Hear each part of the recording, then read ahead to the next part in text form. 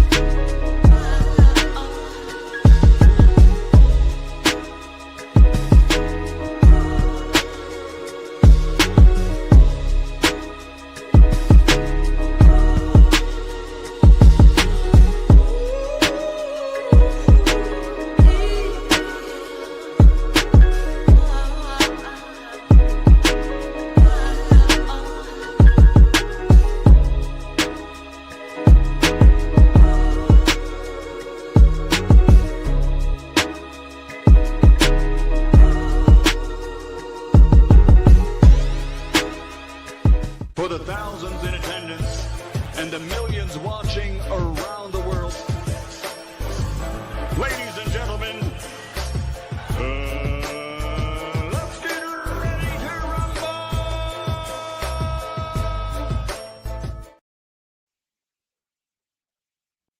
Yeah. What's going on, family? It's that boy Coach Malachi in the building.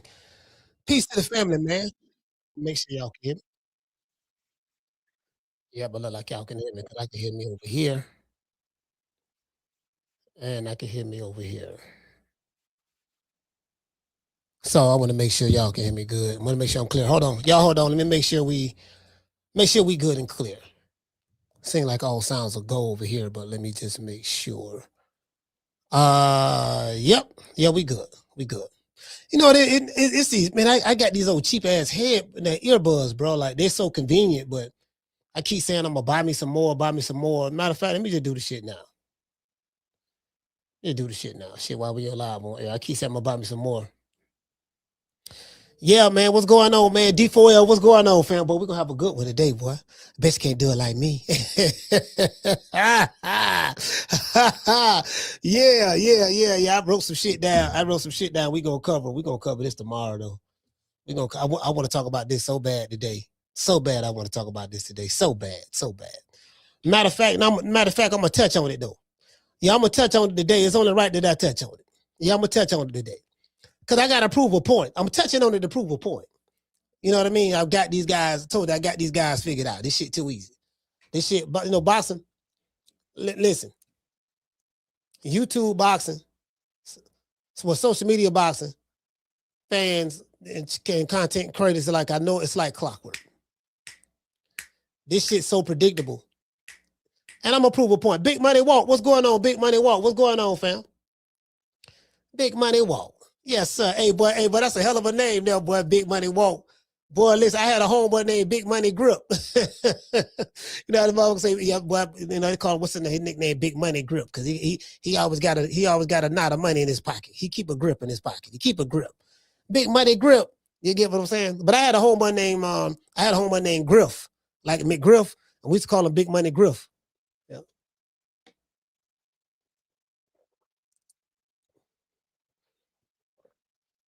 Yeah. You get what I'm saying, boy? Boy, listen. It ain't that like having some. It ain't nothing like having some big money. Yes to the sir. True. Yes to the sir. True. Yeah. Hey, boy, ain't that like having some big money, boy? Like for real though.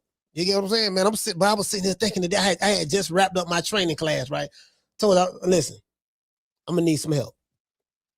I'm gonna need some help, y'all. I'm gonna need some help. I'm gonna need some help on this one. I'm dead ass serious. I got some shit I'm doing, bro. You know what I mean? You know, it's like I can't do it alone. I need a little help. Hey, Green Eyes Feet, what's happening? Yeah. Got a whole lot of shit to say. Shout out to Miss Jackson, looking at everybody in the chat. I have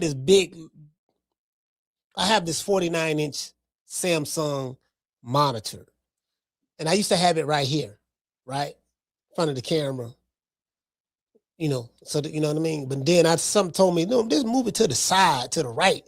I have this big desk. I got a real big desk right here, right? Bitch come all the way out. But Simpson, put it to the right, leave the camera right here. You get what I'm saying? And it's the best, it's the best thing, it's the best move I made. Facts, best move I made. It took me long enough to figure it out, but I was like, man, you know what? Because going into the new year 2026, I said 2026, I need to do something. I said, let me clean the office up and shit. You know what I mean? Got everything hanging up real nicely, and there's some more stuff I want to do to it. I have my content creation board right there to the side.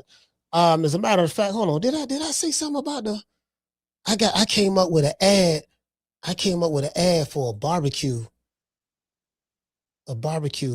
pit company. Let me see. Do I have that? Nah, you know what? I don't have that there. So, I do have it right here. Yes, sir. Yes, sir. I have it. This is what I'm talking about.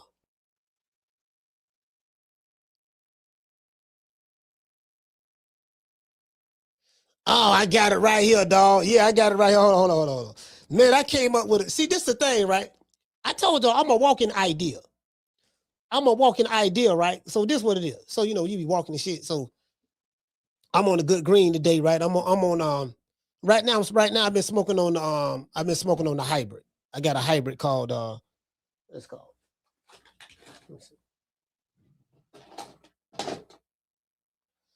I have a hybrid called Nitro Dream. Yeah, Nitro. Is it? Yeah. Nitro Dream. A hybrid called Nitro Dream. And it's pretty good. I'm not gonna lie. Like the sativa I have, the hybrid and the indicas. The indicas, Lord have mercy. But I was just, thinking this shit, right? Thinking to myself. Then I started talking to myself like I normally do. Started talking to myself and shit. And I realized, I said, damn, dog, I predicted this shit. It's some more shit we're gonna talk about. We're gonna touch on it today. I was like, man, damn, I've seen this shit, man. Like, I don't got this shit figured out. This shit too easy because the boxing shit is just too easy at this point. Like, niggas gotta get a little bit more creative. It's like it's a community that destroys itself, along with they're following the American promoters. Oh, Oscar De La Hoya, I got one coming for you. Boy, believe that. This shit gonna be like taking candy from a baby. Alexei, do you smoke haze? Nah. I don't even know what haze. Nah, I don't even know what the hell haze is. Yeah, I don't even know what haze is. Yeah. Yeah, man. Shout out to Grip. Grip, what's going on? Chris, what's going on? Yeah, I'm sitting there looking on X and I'm looking at, not X, I was actually looking on Instagram, right? Looking at a post that is getting a lot of attention. Errol Spence had posted. And I remember saying over here on this show on multiple occasions, you guys who are here are my witness. I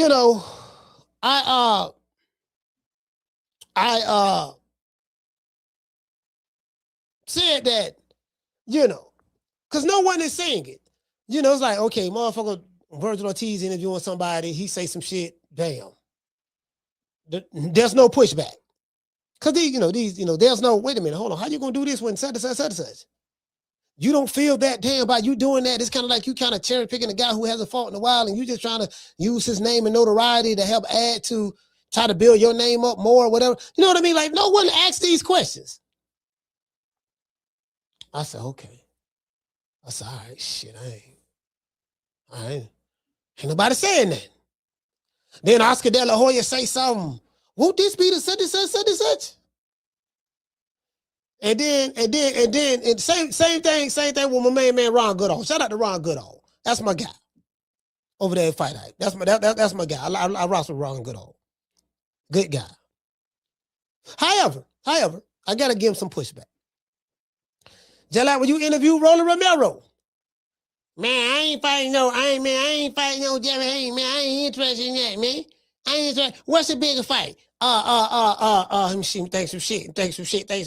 What's the bigger fight? Me, Devin Haney, or Manny Pacquiao? Huh? Manny Pacquiao, huh? So Ron say, Manny Pacquiao. Yeah, exactly. You see what I'm saying? So he didn't say nothing about. Well, so you just gonna openly duck Devin Haney like you want to fight 75-year-old Manny Pacquiao? I like Manny Pacquiao. Was tired and exhausted and looked terrible against Mario Barrios.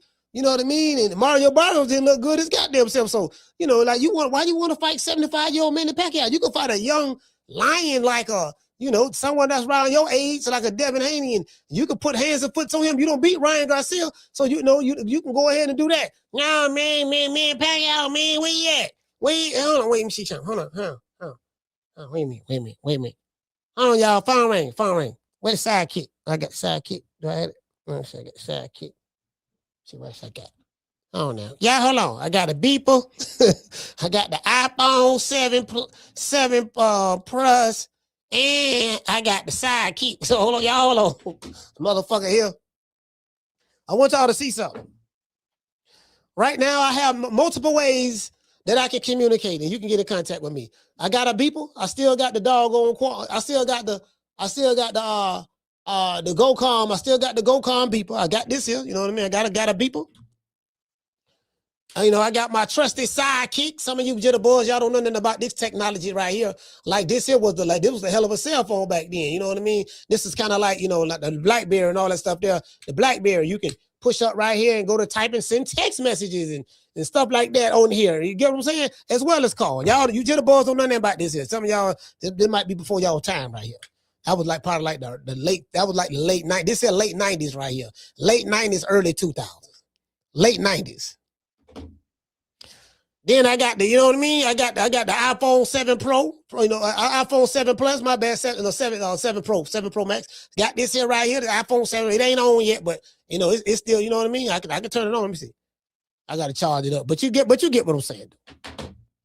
We got the iPhone 16 Pro Max. We got that right there. And then we got the iPhone 17 Pro Max right here. So there's multiple ways that you can, you know what I mean, get in contact, right? And I got a different number for all of them. I got a number for my beeper, number for the sidekick, number for the iPhone 7 Pro, the iPhone for a number for the 16 and the 17. Just want to throw that out there. Anyways, I got an old school. I got my original beeper that I had back in '88 too. I got that back in '88. I had to put it in the shop though. It had no broke. They fixing it. I had that back. I had that back right there. Y'all that'll be another form of communication you can get in contact with me. You get what I'm saying? Yeah. You get what I'm saying? So so anyway. So yeah, so I'm sitting back. I say this shit like taking candy from a baby. This shit too easy. But I hear Errol Spence say on Twitter, on his Instagram page. And I'm like, this is the same shit that I've been arguing before Spence even said something. I've been arguing this about 3 months ago. About 3 months ago when I was at Vergil Ortiz fought Erickson Lubin. That was about 2 months ago, right? About two months ago. I was saying that back then. Oh man, how you gonna call a nigga out who ain't fought since 1975, coming off a knockout loss, and ain't nobody? And he said it with so much pride. He was just so happy. Yeah, man, that's my dream fight. That fight would be huge. And I'm like, where to be huge at? But the fact that you are entertaining fighting a guy coming off a knockout loss who haven't fought in going on 3 years. It's comical to me. And his fans is cheering, yeah, we trying to fight the big fight. We want the big fights. That's a big fight. Nah, you ducking. And clout chasing at the same time. You's a duck and a clout chaser. You ducking and clout chasing, fam. Errol Spence haven't fought since he got his ass whooped, knocked out by Terence Crawford. Going on 3 years. And you want to duck visible smoke that's right there. They'll go after a dude who been out of the ring for 3 years. And then you talk all this big Willie shit. Yeah, you talking, yeah, nigga, we the cash cow. We the, I'm like, bro, like, fam, cash cow where? Spence ain't fought in 3 years and he's still the biggest name in Texas right now. You'll find a fighter hard pressed to be more popular than Errol Spence in the state of Texas. Spence ain't fought in 3 years. And you got an active Mexican-American fighter, and he ain't more popular than the nigga that ain't fought in 3 years. The Jamaican-American boy named Errol Spence. Because he ain't FBA, so I can't claim him, but you get what I'm saying? I'm just saying. No shame. Ain't nobody said nothing. You don't know what he looked like. You don't know if he, we don't know what he looked like. You want to just try to take advantage of a nigga. But there's a dude right here jumping up and down, doing the Tootsie Roll. Well, he ain't really doing the Tootsie Roll, the butterfly, the cat pass. He came to you. See, I ain't gonna lie. The only thing I don't like about quiet niggas, this is what I don't like about quiet niggas. There's nothing wrong with being quiet. It go both ways, right? You got two types of people in the world. You got those who talk a lot and those who don't talk enough.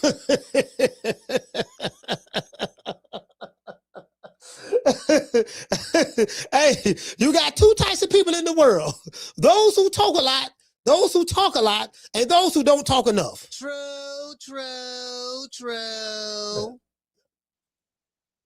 I don't know if y'all knew that. Just in case y'all didn't know that, I just want to throw that out there. You know what I'm saying? Just want to throw that out there. Y'all don't know what throw mean, don't worry about it. It's just a slang. Don't worry about it. You know what I mean? It's just some shit we come up with in the hood. That's all. It's a hood thing. You wouldn't understand. If you ain't come up in the hood, you wouldn't understand the lingo. Just want to throw that out there. Anyway, shout out to Stephanie. Shout out to the natural. Yeah. You get what I'm saying? Every time I turn around, it's the nigga want this, nigga want that. I want this, I want this, I want that. No, wait a minute. Now we want that, we want this. Wait a minute. No, we can do this. Come on, guys. It's simple math. Every time Oscar talk, he sound like he's singing. He sound like he a part of the group Menudo. Y'all know Oscar De La Hoya dropped the album. He dropped the album back in the day when he dropped the album like probably back in the early 90s. Oscar De La Hoya was singing and shit. He had that makeup on, looking all pretty and shit. He was like a Mexican-American Prince. You know what I mean? Y'all remember the artist named Prince? Shout out to Prince, man. He looked like, I guess he was a cross between Prince and Michael Jackson for the Mexican-American. He was mixed with a little bit of Ricky Martin. He had a little bit of Ricky Martin in him too. You know what I mean? Just a little bit. Miss Cotton, you don't remember that, huh? Hold on, let me pull this up because I don't want nobody thinking I'm capping. See, motherfucker go to thinking, oh man, coach bullshit, man. Oscar De La Hoya. Oscar De La Hoya, yeah, man. Oh no, coach, man. Nah, coach, Oscar De La Hoya, yeah, ain't do that, man. Yeah, man. Like shit, shit. Yeah, that motherfucker, Oscar had a whole album out every day. He got an album right here. And he go Oscar right. He little cute ass. Ryan Garcia do look like Oscar though. Ryan Garcia do look like Oscar. Yeah, you know what I mean? Yeah, he was a sex symbol. He was a sex symbol. He was a sex symbol for the Mexican Americans who like listening to pop back in that time. Yeah, he was a sex symbol back then. Yeah, y'all ain't know that. See, hold on. I'm gonna pull it up right now. Shit. One thing about me, boy, I have receipts. Damn, there you go right there. That's the album right there. Oscar De La Coca. Oscar De La Coca. He sit there again. Look at how I look like, you know what I mean? He sit there. Hey, listen, I can hear Oscar De La Hoya working with Malik Scott right now. Yo, Oscar, give me them sexy feints, sexy feints. The fuck is sexy feint? Somebody, what that garbage ass nigga Malik Scott at, man? Where is that garbage ass nigga Malik Scott, man? Nigga talk about sexy. Yeah, you ain't gonna whoop. Listen, you ain't whooping nobody. Fam, I'm gonna tell you something. You ain't whooping nobody with a trainer that describe anything that's dealing with punching is sexy. There's nothing sexy about boxing. I can like when you think about boxing, the last thing you thinking about is sexy. You thinking about brutal. You thinking about barbaric. You thinking about violence. You get what I'm saying? If you're a fighter, you working with a trainer, and he's adding sexy to the equation of boxing, it's time to fire that motherfucker right now. True. Yeah, you fired, dog. True. Yeah, you fired, dog. Yeah, you fired, dog. Yeah. This shit ain't gonna. It ain't working out, fam. It ain't working out. It ain't gonna work. It ain't gonna work. This shit ain't working out. I can tell you that right now. This shit ain't working out, dog. Yeah, you went to talk about sexy and all that shit. They're like, hold on. Is this your king? He ain't go right here. He ain't go right here. He go down la coca, goddamn. He was snort around this time too, sources say.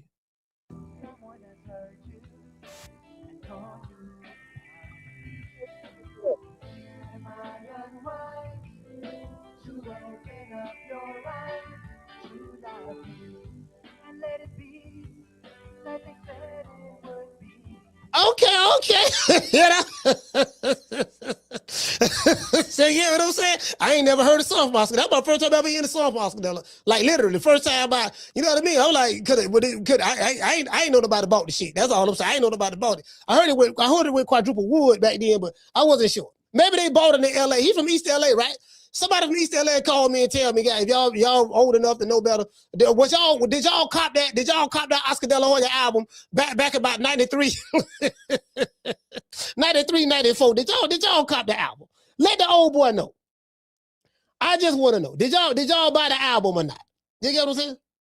That shit. Lord have mercy, boy. That shit sounded like trash right then.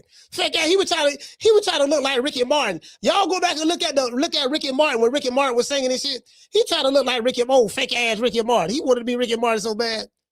But Ricky Martin Puerto Rican though. You ain't Puerto Rican. Ricky Martin Puerto Rican.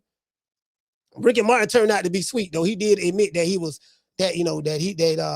played for the other team. He did admit that he played for the other team. And I ain't knocking that. I'm glad he finally came out the closet because a lot of women was crazy about Ricky Martin. They just didn't know Ricky Martin was not in the women and Ricky Martin was in the men's. True. Hey, when the Puerto Ricans found that out, they kicked Ricky Martin to the curb. Motherfucking Puerto Rican. What the hell will say that? But I ain't gonna lie to you, boy. I remember like it was yesterday. Boy, as soon as Ricky Martin came out the closet, man, them Puerto Ricans formed a wall. I didn't hear not one Puerto Rican. You talk to a Puerto Rican right now and bring on Ricky Martin, they gonna go to talking about which one you talking about? The Mexican? Talking about the Mexican Latin pop singer Ricky Martin? No, I'm talking about the one who made Live and La Vida Loco. You know which one I'm talking about. The one Puerto Rico. Nah, you sure now? Is you sure he's from Puerto Rico? Are you sure he's from Puerto Rico? I don't know. I thought he was Mexican. Man, everybody know that man Puerto Rican, man. True. Yeah. True. Yeah. Listen, boy, the Puerto Rican, I'm talking about back then. I can't speak for him now. Back then, they formed a great wall of China. They cut him off, like off. Everybody was bumping living La Vida Loca and all that there, right? I'm like, man, but shit, when he came out the closet, nigga, it was a wrap. No more living La Vida Loca. None of that shit. Motherfucker Puerto Ricans don't play, boy. God damn. Lord have mercy. Anyway, let's get into the show. Now, boy, y'all share this show, man. This gonna be a good one, boy. This gonna be a good one, boy. Share this show. We got over 300 in here right now between all the apps. Anyways, fans. Hold on, wait. Hold on, wait. Let me see something. Hold on, China.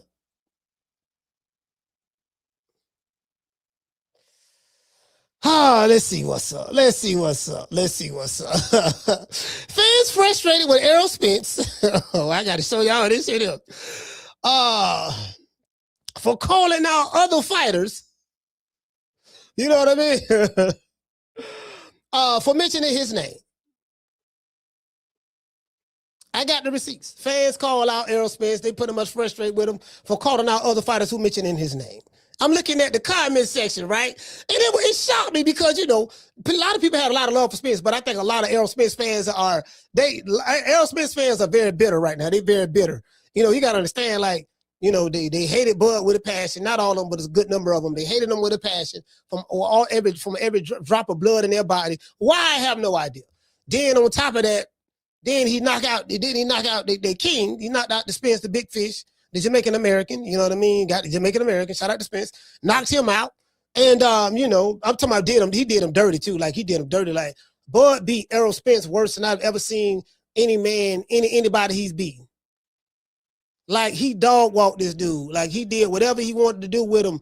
Like Terence Crawford showed punch selections in this fight that I didn't even see him do before. The power jab, bam. I'm like, I ain't never seen a nigga throw a jab that hard. You get what I'm saying? That was like a piston jab. That was like that Marvin Hagler jab. That was kind of jab that Hagler be throwing when Hagler was in his prime. You get what I'm saying? It was like that, one of those jabs, right? Then he did the double right hook. He hit Errol Spence with a hook, which hit him on the shoulder, which he saw his leverage was off balance. So he nudged him. He hit him with a hook, with a right hook, which made Errol Spence venture over to the left. Then he came back with another hook and hit him in the head, swung his head that way and dropped him. I said, oh my God, I ain't never, like the way he beat this man was like, Bud should have got her. But I told the aerosexuals, and because you got aerosexuals and you got Errol Spence, man. I'm talking about aerosexuals. I told the aerosexuals, cause I spoke to Bud. I say, man, and Bo Mac, you know, we talking to shit. Y'all know I'm hanging out with him, talking with him and shit. And he like, man, he say, man, I said, man, why'd you beat him like that? Bo Mac said, man, we whooped that nigga, man, for everything that all of his fans were saying about Bud all those years. All the hit pieces, all the YouTube channels, all the videos. He said, man, bro, he took that shit out. Bro, he beat that man, but he took that shit out on him, right? And so that's the last memory of what the boxing world and the Spence have of Spence. That's the last memory, right? And then it came at the hands of a fighter who a lot of people hated with a passion for no reason. They just hated him, right? Damn. Then that same guy move up, beat a flat-footed Irish Mexican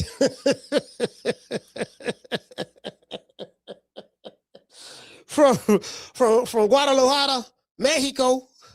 Caught him slipping, cherry-picked him. You know, he's coming off of shoulder surgery.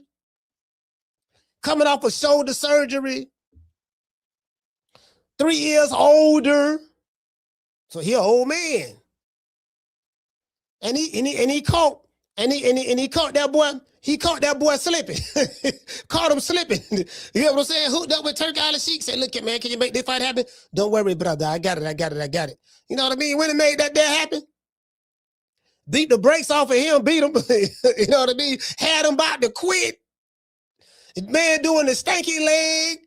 His whole neck getting snapped back. He looking like, nigga, did you? Like Crawford caught Canelo with that right hook from hell. Bam! His whole neck turned like this here. Then he turned back. And he was looking like, nigga, did you hit me? What you hit me with? You get what I'm saying? Yeah, he gave him one of those looks. I thought you was the welterweight. How you hit like that? Yeah, he gave one of those looks. True. So they know they hot about that. They hot about that, right? So they're trying to get some get back. Basically, what I'm trying to, they're trying to get some get back. So Oscar De La Hoya and Vergil Ortiz come up with a good idea. I tell you what.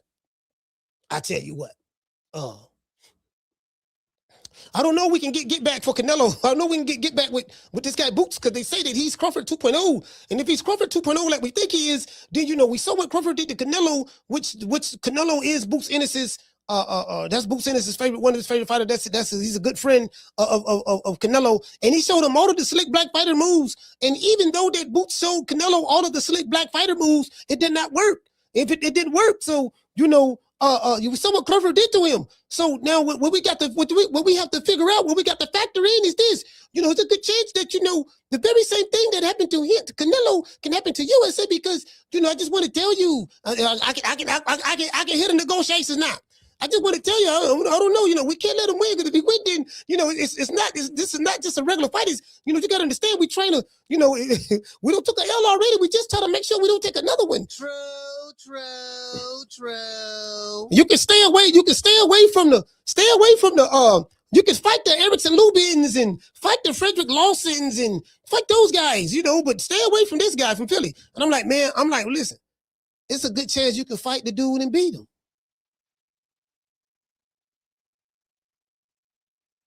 When I hear Boots fans, they talking about how they gonna whoop Vergil Ortiz's ass.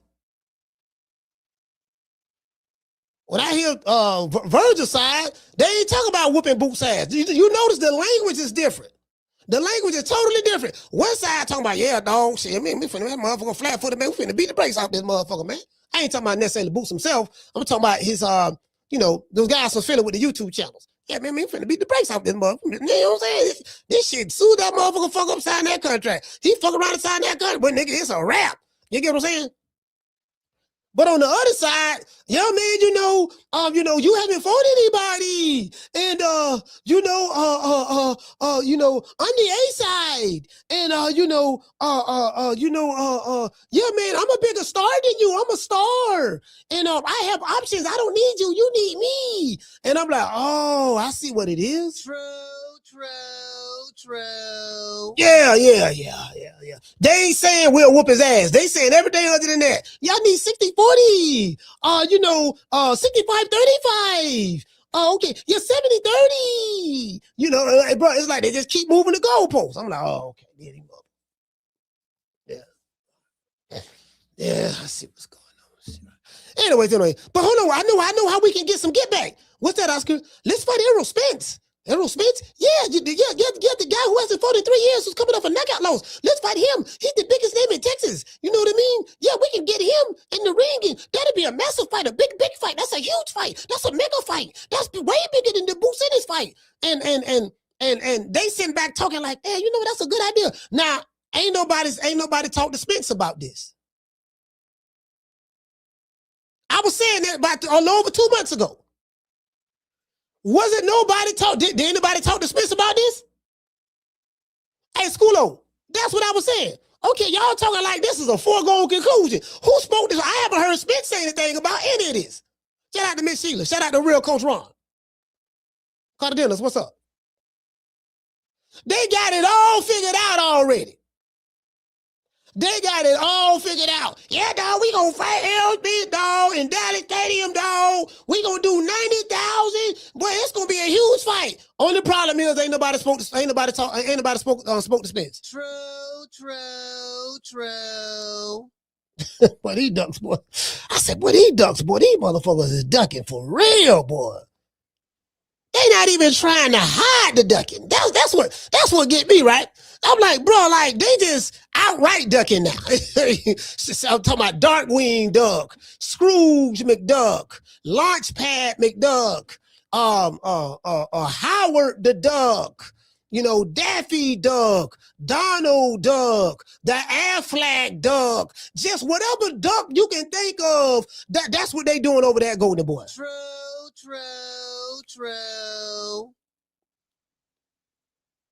I said, boy, these some different, boy, I'm like, these some, boy, it ain't but two Mexican American fighters that I respect. Maybe three. Bam Rodriguez, number one. Bam. David Benavidez, the Mexican monster, number two. And the Vargas boy, the youngest one, the Vargas boys. I like them. I like the Vargas boys. I like them. Yeah, Rest of that shit, fugazi. True. Hey, what I say, Coach Ron said, you forgot about Darkwing Duck, Coach. Yeah, Darkwing Duck. Oh, you say, yeah, I did say Darkwing Duck. Darkwing Duck. Shucky Duck. We got Shucky Duck. Y'all know what Shucky Duck is? Yeah, Shucky Duck. Nigga want to call out. Listen, you want to call out a guy who haven't fought in 3 years, but you got an active fighter that's standing right there in front of you, came to your city, and you doing everything in your power, not to mention, yeah, man, who got, damn, clock ticking. Oscar coming out, doing damage control. You're desperate for the fight. You're desperate. That's the problem. One side desperate for the fight, the other side ain't desperate. You really telling on yourself, Oscar. If you're being honest, you really telling on yourself. You saying, look, man, we don't need that fight. Nigga, they desperate for us. We got other options. What your options is? Let's see, we can fight whole can cheese. Okay, all right. Pork chop Willie. Let's see, shouty big nuts. Shout. Okay, pork chop Willie. Okay, we can fight pig feet. Okay, neck bone, okay, collard green stem, okay, pig foot, all right, pig foot, goddamn, let's see, hobo Sam, we got a whole lot of options. True. Okay, everybody's okay, why I'm not your option? That's what we trying to figure out. How come I'm not your option? If you got all these different options, why I'm not your option? Oh, let's see, man. You gotta understand, dog. Like, you really ain't no big name like that, dog. I'm just being honest with you, dog. Like, really, if I fight you right now, fam, see, I'll be doing you injustice right now. If we fight right now, I'll be doing you injustice. You can let me go about my way, you go about your way, and then once we do everything that we need to do in the sport, then we can come together in the end, and it can be a massive. I'm like, oh my God. True.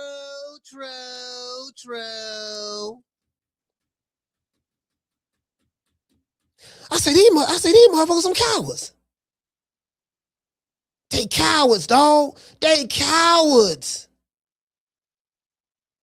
I say, Lord have mercy. Anyways. In a recent post on Instagram, Errol Spence calls out fighters who use his name for clout.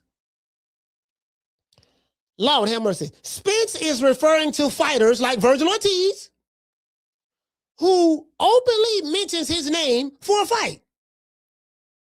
Now, I understand where Spence is coming from. Oscar De La Coca, Rick Migraine, and Vergil the Duck Ortiz, and Golden Girl Promotions, as a record label staff and as a crew, are using Errol Spence's name to build up Vergil Ortiz. This is crazy. Jaron Boots Ennis wants to fight Ortiz. However, Ortiz's team is too scared to make the fight. We hear shit about, I know we agreed to 50-50, but now we want 60-40. We got other options. Vergil is a big star. He's a mega star. We hit all this shit. This nigga's a star, which he ain't.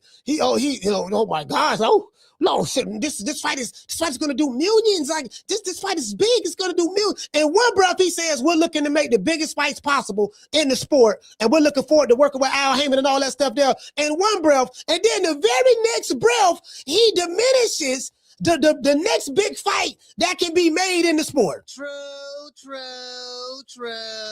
You can't make this up.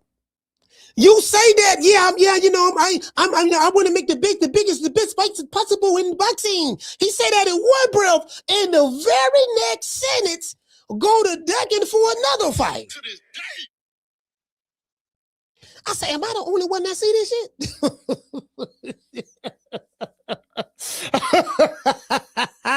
Am I the only one that, I'm just saying, am I the only one that see this? Like, God, what the fuck is this, Like, they got this million fighters, but it's like Mama Holyfield, like, it's like, they got the Mama Holyfield syndrome. Mama Holyfield think her son is the best fighter in the history of boxing. No, my son, you don't understand. Like, we got it good with Oscar. Why would we leave Golden Boot? This is what this motherfucker was saying on my show. We got it good with Oscar. He takes good care of us. Like he takes good care of us. You don't understand. He go to rubbing his rubbing his coochie hair. He got this is where his coochie hair's at right here. He go to rubbing his coochie hairs on his face. You don't understand. Oscar loves us. You know, I'm the one that get a chance to pop his pimples when he calls me. You know, I taught my son the 5 styles of boxing. Shakur can't beat us. Like, all this fugazi shit. I said, you know what? This shit started to make sense. Now I see why he love Oscar too much. I think him and Oscar getting booty over there. True. Allegedly. Gotta say allegedly. I gotta make sure I don't get sued. I think something going on over there. I think they might be doing the 69 or something to each other. I'm gonna leave it at that. This show is PG. This is the PG show. Anyway. Okay. Now, I understand where Spencer's coming from. Oscar De La Hoya, Mirigian, Vergil Ortiz, and the Golden Boy Promotions are using Errol Spence's name in order to build Vergil Ortiz up. Basically, that's the definition of clout chasing. Jaron Boots Ennis wants to fight. Ortiz, however, Ortiz's team is too scared in order to make this fight. In every interview, they keep calling out a fighter who hasn't fought in almost 3 years. That very same fighter is also coming off a devastating knockout loss to Terence Bud Crawford. If Errol Spence never steps back in the ring again, we can safely say that he was officially retired by Terence Crawford. Terence Crawford retired Errol Spence if he never fights again. And it's kind of like the man kind of like he's semi-retired. But this is the 3rd year. Then when they had that fight, 2023, this 2026. July this year be 3 years, baby boy. Nigga retired. You might well say he retired for the most part. he retired. At least he got a big payday. At least he got a big payday fighting Bud. Him and Bud made a lot of money that fight. You get what I'm saying? Yeah, so you know it is with it. So I'm just, so I feel bad about that. I'm like, God damn, I ain't want to see. Now that's the last fight we gonna see, nigga putting the told. I saw your mama out there crying, your baby mama crying, your daddy looking crazy. Derrick James couldn't believe his eyes. I saw the fear in Jamel Charlo eyes. He was scared. The whole PBC shook up. Listen, he shook the whole roster up. But he destroyed the entire, one black man from Omaha, Nebraska destroyed the PBC. He did that by himself. True. Destroyed him.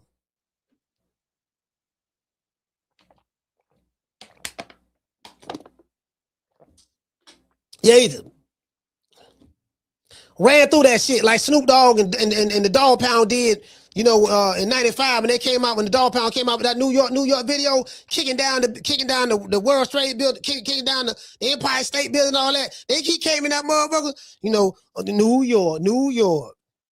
You know what I mean? Came in that big, like, bam, like, bro, they ain't been the same since, fam. If you listen, then later on that happened in September, October, November, December. 3 months later, Showtime folded. They folded. Paramount Global say, yeah, look, baby boy, it's been a nice ride. You've been funneling our money to Al Haymon for too long, fronting this fight. Stephen Espinosa, we gonna fire your boss, the guy who's over Stephen Espinosa. We fired him, made him resign, gave him a severance package. We finna fold this shit, dog. We done lost too much money fucking with these niggas over here. And you taking our money and floating this shit up. You working more for them than you was us. So we finna fold this shit, dog, and it's over with. But that was a sad way to go out. Then now we got an independent distribution deal with Amazon. We can show our Amazon agree to show our product on their platform. However, we gotta finance our own fights. That's why the shit look hog mog and chitlin right now. It look hog mog and chitlin. We gotta fund our own fights. You get what I'm saying? Cause Amazon ain't finna. The white man say, nah, dog, you don't blow the whole lot of money, dog. Damn near $1 billion. Oh, no, sir. No. You know how the white folks is in business now. They stick together. Yeah, man, look, man, don't get that nigga nothing. Don't give him that. No, man, that nigga ran out. We get a nigga $500 million to start up the PBC. The nigga took off running. We ain't made our money back. That's wrong, That's wrong. He did nothing to you. We ain't even got our money back. The nigga on the run right now. We can't find him. Ran off on the floor twice. I say, shit, how the hell? Y'all explain this to me. How the hell President Trump can send the military or whatever, CIA, whatever, they'll go to Venezuela. They can find Maduro snatch him and his wife out of their crib, military base, bring them back to the States. But guess what? We can't find Al Haymon. Ran off on the floor twice. Have anybody seen Al? We found Jimmy Hoffa. We finally found Jimmy Hoffa. Well, we ain't really found him, but I'm just saying, everybody know what happened to Jimmy Hoffa. Don't know where yet, but you know what I mean. We can find anybody. Listen, they found a boy in Latin. Let's see, they found bro, like anybody, they can go get them. Ain't nobody seen Al. Ran off on the floor twice. How was that possible? This nigga good. Boy, how you able to do that? In this day and age. Bro, we are in the AI era. The technological age of society. We are at the peak of it. Everything is digital. Everything, bro, I'm doing a live show right now. My monitor is recording me somehow. You can have your cell phone off and it's still recording you. Your phone records you. You get what I'm saying? FBI can tap into your phone right now, even though you ain't talking to nobody, just sitting there, and they can listen to everything they want to, right? I'm just saying. But we can't find Al? Anyway, just asking. I'm just asking. Anyways, the very same fighter is also coming off a devastating knockout loss to Terence Bud Crawford. And I quote, this is what Errol Spence said, and I quote, he said, when I see guys who wouldn't utter my name before my last fight, mentioning me now, end quote. Now, in my opinion, Errol Spence is right. Fans in the comment section, however, are ripping Errol Spence, and they feel kind of differently. You get what I'm saying? I disagree with them, of course. They're ripping Spence for telling the truth. Let's look at the comment section to see what the fans have to say. And I know why they upset. They mad because, man, nigga, you ain't came back. They wanted him to come back. He was their savior. He ain't came back. And they gotta live with the last time you saw him was, bro, it was like a funeral that night. I wish I was there that night. I wish I was there. But it was like a funeral. That bitch was quiet, boy. I bet that bitch was quiet. It was like, man, them niggas in Texas, boy, especially out of Dallas, man, a lot of them niggas was on suicide watch. And there were dudes closing their channels. There were niggas, they ain't doing boxing no more. Yeah, dog, we just gonna fold it up, dog. We just gonna pack it up, dog. We finna go do something else. We finna go do something else, do our OnlyFans or something. Niggas was folding their channels. Motherfucker was betting niggas. They ain't paid none of them. We ain't seen these niggas in about 3 years. They don't change their names now. They owe people money. They've named they face Dirty Achi on these YouTube streets. They don't want to pay. Shout out to Bruce Gas. Hey, Bruce, it is what it is, man. Today gonna be a good one, man. Y'all share this show, man. We finna go in, you dig? I want to thank the whole hood who came out here. I love y'all. I did this for the hood. Y'all know I beat that boy. Yeah. We see what we finna do, right? We finna get to the bottom of this shit today. See, that's what I like to do. I like to get to the bottom of shit. Let's get to the bottom of shit today. Let's get to the bottom of it. You dig? True. Yeah, we're finna body this right quick. This gonna be a quick little body. Listen, somebody call a coroner. It's gonna be a lot of sad singing and flower bringing. Call a coroner. We gotta do an autopsy. What our doctor asked who did an autopsy on Wilder and let Wilder know that he got a dent on the side of his head, and the dent is reminiscent, or the dent is actually a testament that he got hit on the side of the head with a blunt object. He had an autopsy. So we gotta call a coroner. Let them know we need an autopsy today. We finna have surgery. We gotta find out what was the cause of death. All right. Hey there, what it is. Shout out to the Tender Rubbers, the PYTs, the Honey Dips, and shout out to the Face of Boxing. Hey. Yeah. Ooh, that look good.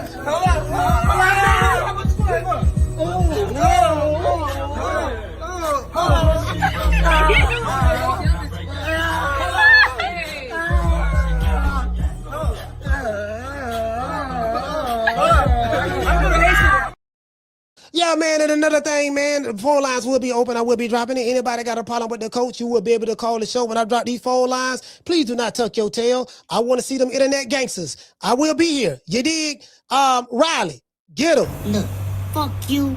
Fuck the plane you flew in on. Fuck them shoes. Fuck the socks with the bell on it. Fuck them cheap-ass cigars. Fuck your yuck mouth teeth. Fuck your hairpiece. Fuck your chocolate. Fuck Guy Ritchie. Fuck Prince William. Fuck the Queen. This is America. My president is black and my Lambo is blue, nigga. Now get the fuck out my hotel room. And if I see you in the street, I'm slapping the shit out of you.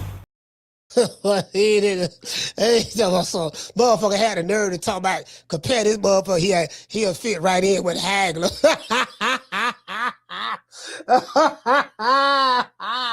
Motherfucker say Hagler, Sugar Ray Leonard, Roberto Duran, and his time of hit man, he'll fit right in. Boy, hush.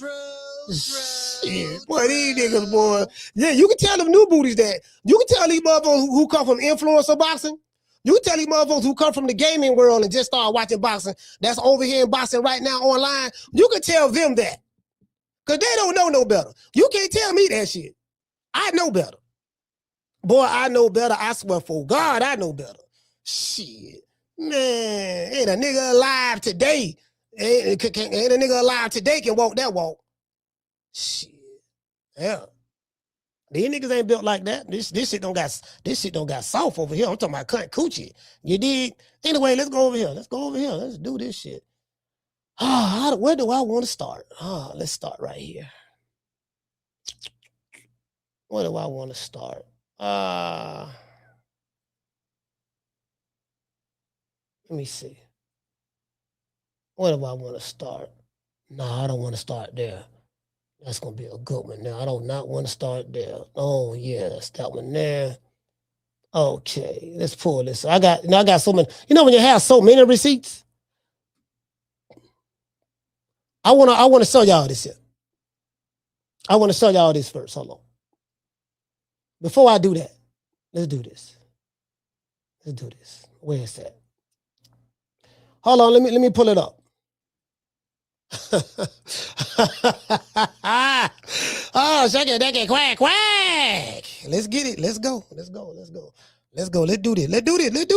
this, please. All right. I mean, it's been 72 hours since I made that video calling out Boots and Eddie. They want the fight so bad. Let's make it. I'm right here. 60-40, 5% to the winner. Let's go for March. I have banger fights lined up for January, February. Cinco de Mayo weekend. Hold on. Let's start right there. Let's start.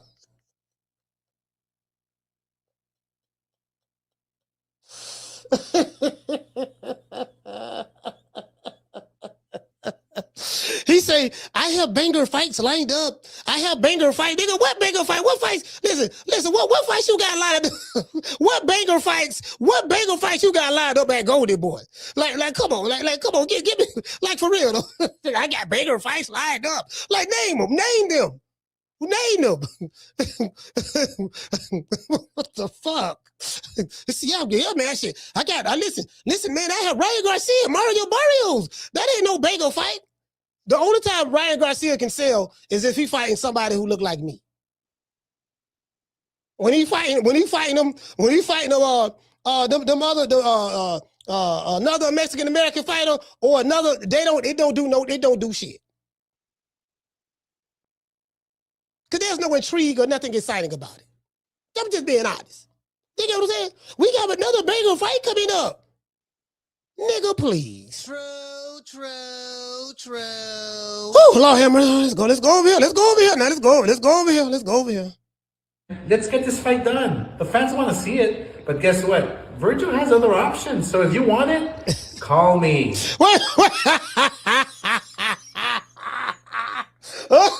Let's stop right there. He say, Vergil has other options, but if you want it, call me. The question is, how come you don't want it? Why nigga got to call you? Why you don't want it? Vergil has other options. What options he got. Let's see, Hog Head Cheese. We just got off the phone with him. He's willing to fight. Let's see, Pork Chop Willie. Pork Chop Willie is willing to fight. Shorty Big Nuts. I just spoke to him. He said he's willing to leave vacation with his wife and 7 kids to fight us. Let's see, Chico Stick. Yes, another flat-footed, Mexican fighter from Mexico. We can pull up, Mexican on Mexican. Let's see, listen, we got Pork Chop. Hobo Sam. He's just leaving a liquor store. He's willing to fight. He got other options. True. Boy, the fact that Boots is not your option. You didn't say listen, when you fought Erickson Lubin, we didn't hear, oh, wait a minute, man, we got other options. Lubin, 60-40, you want to fight us so bad, Lubin. 60-40, go ahead if you want to. Virgil got other options. If you want to fight, call me, Erickson. It wasn't none of that. Bro, like, you can't make this shit up. I ain't letting this shit slide. I'm telling you right now, I ain't letting it slide. I'm gonna talk about this shit to the ends of time.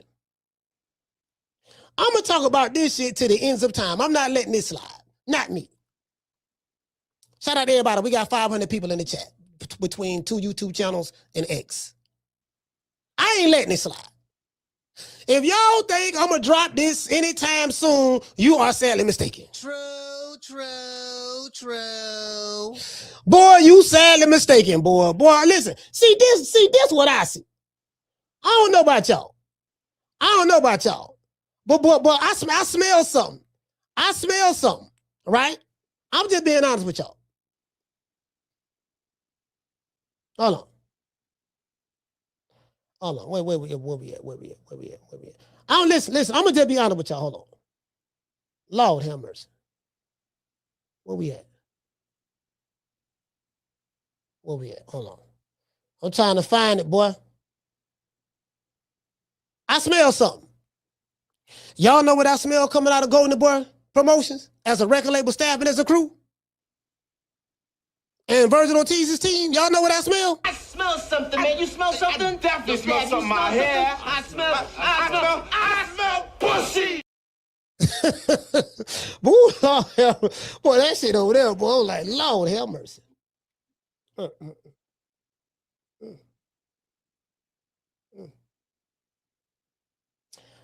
gonna tell you what I see too. Y'all want to know what I see? This is what I see. If y'all want to know what I see, this is what I see.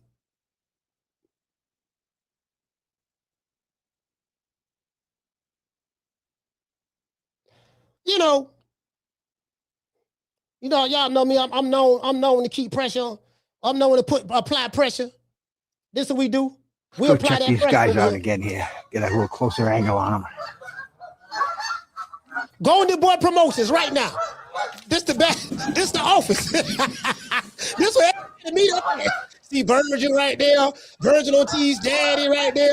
Rick Mirigian, Oscar De La Hoya, Eric Gomez, Rick Glazier. Gotta throw his ass in there too. Gotta throw his ass over there too. Rick Glazier. Rick, you all right with me, but I gotta throw your ass over here too. That's what I see. The entire Golden Boy. Let's see, the record labels, Kid Austin, Mama Homefield, but the entire Golden Boy record label staff is crew. Traffic on the bay this morning. The whole staff right there. That's what I see. All right, guys, we're going to have a meeting today. Okay, guys, this is a Zoom call. We got the entire Golden Boy staff right here. I want you guys to meet me at the regular destination so we can talk business. Let's talk about who we're going to fight and who we're not going to fight. True. I say, yeah, but Golden Boy meeting up again. Well, Golden Boy, shout out to Keisha, shout out to Sheila. Golden Boy meeting up again. Boy, I be damn, boy. Boy, they... Hey, by the key, bossy. Golden Boy meeting up again, fam. We have other options. I see all the options. We see the... Wait. Yeah, we see the options. Yeah. A little noisy out there. Yeah, Vergil has other options. Look. We got a bunch of these guys standing right over here. Look at Oscar right there. Lead the chart. Oscar right here. Vergil Ortiz right here. Vergil Ortiz Jr. right here, Vergil Ortiz Sr. right here, Rick Mirigian right here, and what the other dude name? Eric Gomez right here. This is it right here. Oscar, Vergil Sr., Vergil Jr., Eric Gomez, Rick Mirigian, and Rick Glazier over there on the side with his wife. True. Yeah. Shout out to Rick Glazier though. Shout out to Rick Glazier. But yeah, you got to get some of this smoke too. Yeah, he over there. He over there. You get what I'm saying? So, it is what it is. Shit, I could be all right with you, but goddamn it, you don't get no pass because I'm all right with you now. It is what it is. Fuck it. I would let the chips fall where they may. You know what I mean? I really don't give a damn at this point. Anyways, so now, there go right there. Now let's go back over here. Let's go back over to Oscar. What Oscar talking about? Let's go back over here and see what this mother here talking about. Shit. Don't think about me. I ain't pulling no punches now. Shit. Fuck the other side. I'm Vergil's promoter. Somebody authorized on that side, and I'm sure it's Eddie Hearn, your Boots' promoter. Call me. We'll make the fight. 60-40, 5% to the winner. All right. I mean, it's been 72 hours since I made that video calling out Boots and Eddie. They want the fight so bad. Let's make it. I'm right here. 60-40, 5% to the winner. Let's go for March. I have banger fights lined up for January, February, Cinco de Mayo weekend. Let's get this fight done. The fans want to see it, but guess what? Vergil has other options. So if you want it, call me. I'm Vergil's promoter. Somebody authorized on that side, and I'm sure it's Eddie Hearn, your Boots' promoter. Y'all see the duck right there? Goddamn, Sebastian. That's the Oregon duck. The Oregon duck. I just saw that. Somebody got the Oregon duck. Hey, Miss Connie, somebody got the Oregon duck right there. Boy, that duck doing the California worm. Boy, that duck is worming his way out of the situation. This duck is doing the California worm. You know what I mean? He's worming his way out of the situation. This duck said, "Woo, Lord, bro, boy, try to get up out of this bit, boy, for the worm my way up out of this one, boy. Yeah, I got the boy. I don't know what these niggas talking about. Yeah, I'm finna worm my way up out of this one, baby boy. Oh, you can believe that. Shit, ain't no way in the hell I'm fighting this nigga. Shit, nigga, please. Ain't anybody think about fighting that nigga, man? I don't know what the fuck these motherfucking fans talking about. Shit, they can talk, they can say what the fuck they want to say. I got options. Nigga, I got options. we know the options. We know the options. Trust me, we know. We listen, we know the options very well. We seen the options. We know them. We know them very well, y'all. I just want to throw that out there. Have y'all seen the options? We seen the options.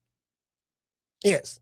Yeah, we seen the options. We got the Oregon duck right here. We see he's worming his way out of the situation. went from Magilla Gorilla.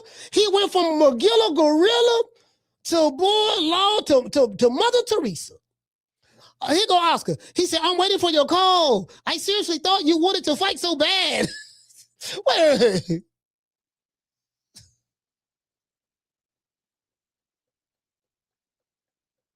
But y'all want to call out Errol Spence, a man who haven't fought in 3 years. You got a nigga from Philly doing. Listen. Hey, Rick, shout out to Rick. Rick, what's going on there? What's going on up there in Dallas? Where's Vergil Ortiz from? He's from Dallas, right? Isn't Vergil Ortiz from Dallas? Where's Vergil Ortiz? Anybody in the chat? Where's Vergil Ortiz from? I know he ain't from Mexico, but because he don't even speak Spanish. Where is he from? Boy, that boy hard pump Kool-Aid. We got something in Florida. That's something we say, but nigga hard pump Kool-Aid, bro. A nigga hard pump Kool-Aid, dog. I thought you wanted to make the fight so bad, but you just said that they trying to make the fight real bad. What you say, Rick? Rick said Grand Prairie, Texas. Oh, Rick said he from Grand Prairie. What was it? Grand Prairie. All right, well, you know. So you say, yeah, so Grand Prairie's right there by Dallas. Hey, look here, man, boy. Y'all, boy, you shoot, god damn, boy. Boy, that shit shaking like booty meat over there, boy. Dallas, boy, y'all got to find y'all another fighter, boy. Shit, y'all, we listen. I'm willing to help them boys over there in Dallas. Look here, man, y'all need me to do some scouting for y'all, try to find some more fighters, because Errol Spence don't retire. That's pretty much. And then y'all got Vergil Ortiz, but he moving like the Affleck duck, so we know he don't want no smoke. So we got to find y'all somebody. Maybe Rainwater. Rainwater know how to throw hands? What about Yellow Beezy? Can Yellow Beezy fight? What about Yellow Beezy? We can find y'all somebody. Rainwater, Yellow Beezy, maybe my main man E from Boss Talk Radio. Shout out to E. You know, my partner. Maybe E from Boss Talk Radio. Can he fight? Is there anybody that we can call? What the big fat rapper name? Big X the Plug. He from Dallas, right? Can Big X the Plug fight? Boy, between Vergil Ortiz and when Errol Spence pretty much retiring and Vergil Ortiz shaking like booty meat, boy, I'm feeling bad for you boys. True. Yeah, man, I'm feeling bad for you boys. Shit, Philadelphia lost yesterday too. Philadelphia lost in the playoffs yesterday too. Shit, you know them niggas in Philly mad right now. They looking to take it out on somebody. Yeah, they looking to take it out on somebody now. I'm just want to throw that out there now. Yeah, I just want to throw that out there. You get what I'm saying? So, you know. Anyway, let's see what the people talking about. So this dude say Herb Winston, he said the Oregon Duck. This guy say, don't sell your house, Oscar. That's a nice view. This guy say, awesome view. They talk about the view. This guy say, why 60-40? Just split the pie in half and make the fight happen, man. He said, let's do this already. This guy say, Oscar fought the best, no doubt. What the hell does Oscar fighting the best got to do with Vergil Ortiz? Nothing. This guy say, that's really not fair. Why not? We say, why not 60-40 in favor of the winner? All right. This guy talk about the view. This guy said, I would never get tired of that view in the background. They don't want to talk about the facts. Nah, let's talk about this nigga ducking, man. Now, we don't want to talk about the duck. Now, let's talk about the view. This guy say, hell no. 60-40, no, hell no. He said, 50-50. All right. That's what they signed up for what Ed Earn said. He said, you were ducking like Ike Cortez. He said, the numbers don't lie. Ennis has 4 more followers than Ortiz. So it's all clear. So this guy say, Boots Ennis got more followers. All right. This is the shit.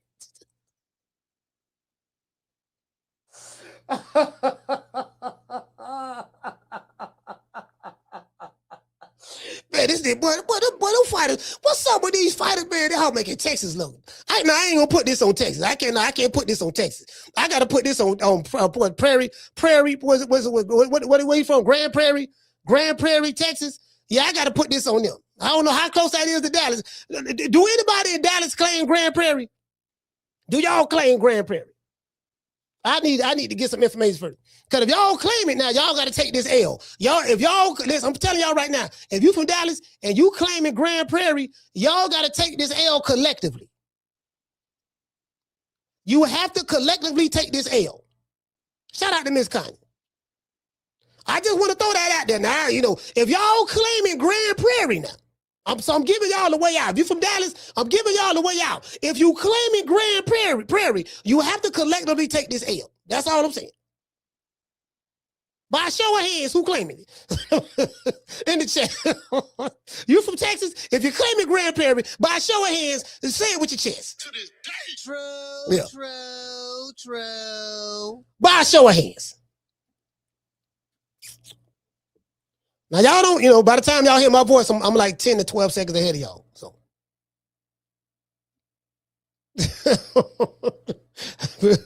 Hey, tired of these ducks, man. I'm tired of this shit, man.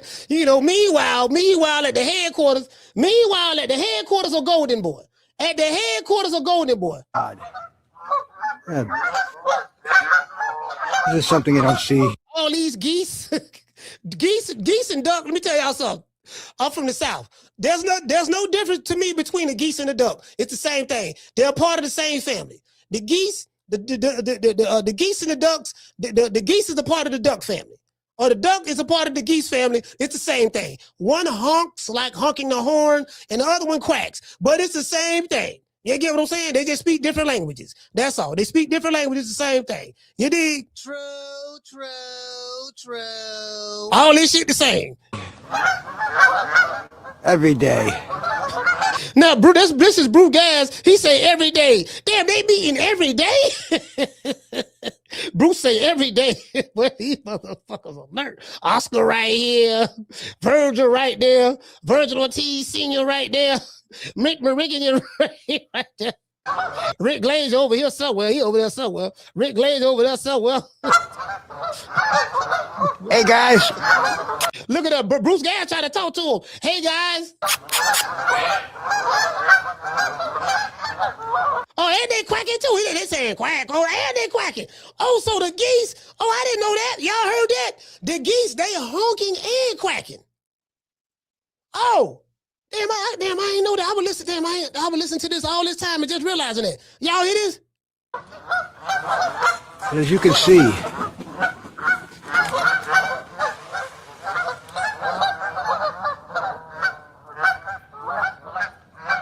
Yeah, okay, all right, okay, damn. They bilingual. Hey, that's a bilingual duck.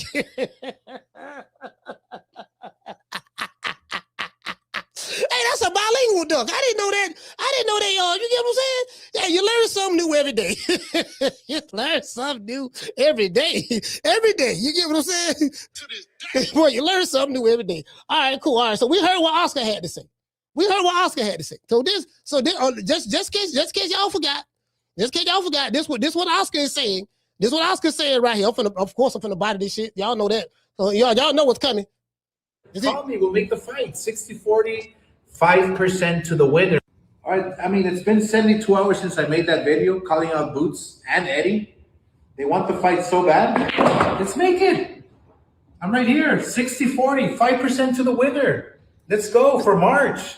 I have banger fights lined up for January, February, Cinco de Mayo weekend. Let's get this fight done. The fans want to see it, but guess what? Vergil has other options. So if you want it, call me. I'm Vergil's promoter. So we know the options. I just showed y'all the options. Vergil Ortiz options is this. I just showed it to y'all just now. I just showed y'all the options. These are his options right here. This is it. This is it right here. This the plan. This the plan all along. Y'all see the five right here. Oscar, Vergil Sr., Rick Mirigian, Eric Gomez. That's all five of them right there. That's it right there. That's it right there. I will get the super chats. I will adjust super chat. All right, let's go over here. Hold on, I got some more. I got some more receipts for y'all. Yeah, I got some more receipts for y'all. I got some more receipts. You best believe I got the receipts. Now let's go here. Hold on, wait. No. Oh, I don't want to hit y'all with that one yet. Boy, I hit y'all with that one. Boy, if I hit y'all with that one, boy, dang that. I can't hit him with that one yet. All right, let's go here. Hold on, I got to pull these receipts up. I got them. You know I got them. Got them right here.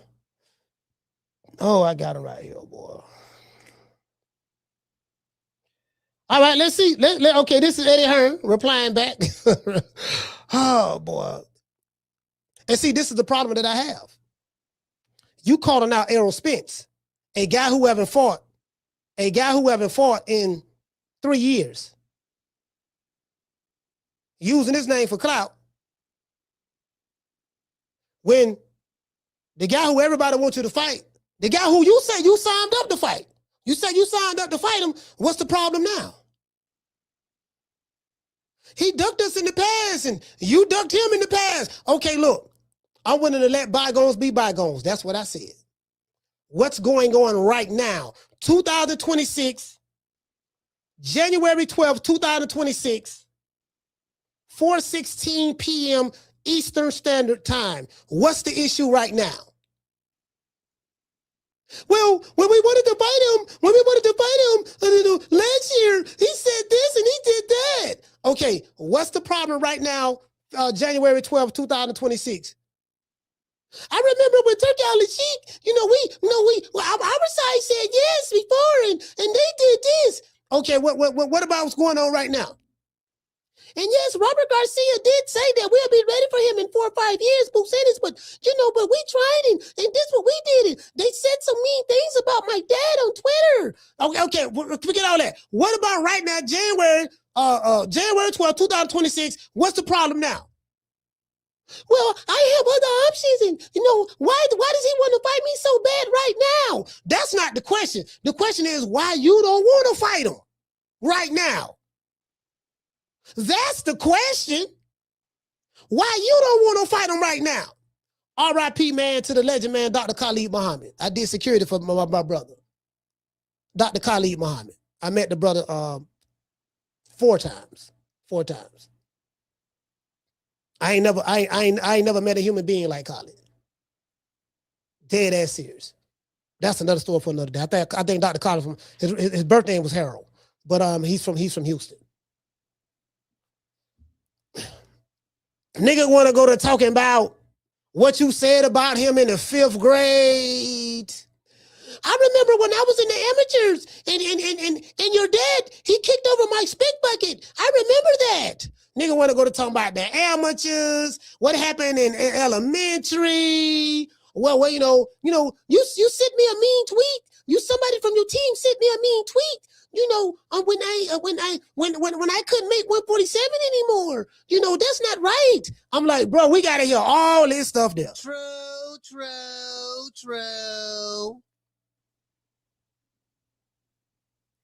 That's what's wrong with American boxing. These niggas don't want to fight. You'll never hear me talking disrespectfully about Dana, being personal about Dana. He's fair. So he talking about Dana White. That ain't what I'm talking about. That ain't the one I'm talking about. Let me see. And I'll say it because obviously Oscar's. All right. Here you go right here. This is the one I'm talking about right here. Yeah.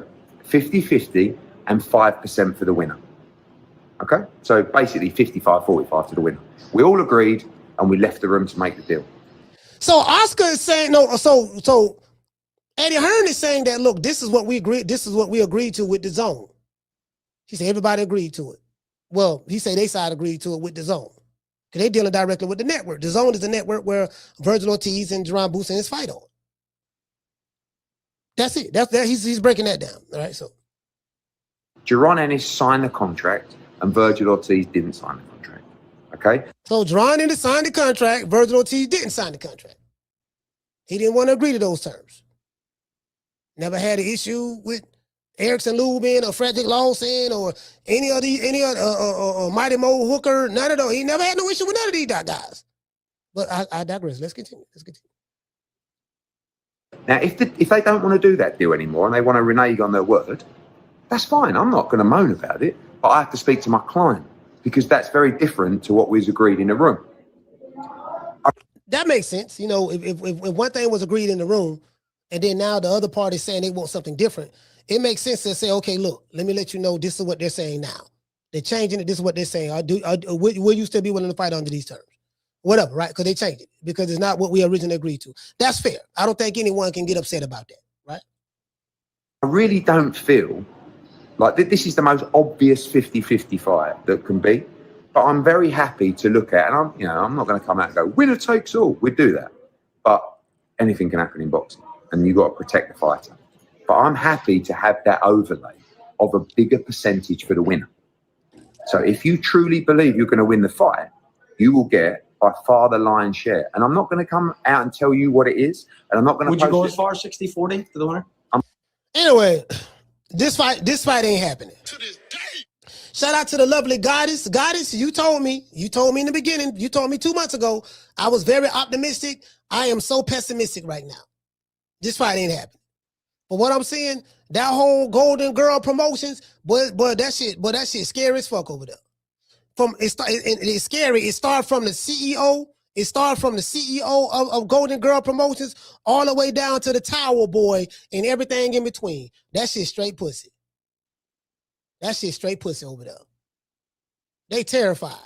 And the crazy part about it, they don't have a reason to be terrified. Vergil Ortiz can very well go in the ring and knock Jaron Boots Ennis out. Or just beat him. He can very well, it ain't no foregone conclusion that Terence Crawford 2.0, quote unquote, what they say, or Roy Jones 2.0, this title that they giving this nigga from Philly Boots, it ain't no guarantee that this guy gonna win.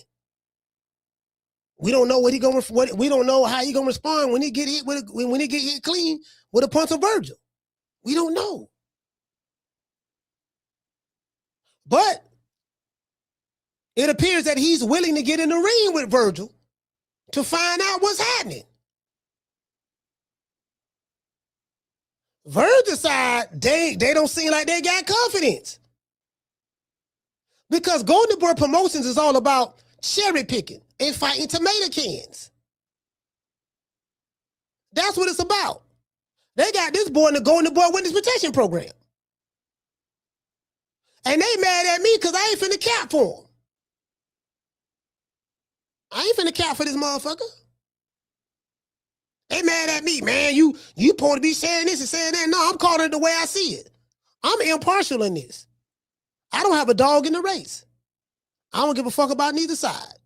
I'm not connected to neither side's team members, YouTube channels, from nobody. I ain't connected to none of them.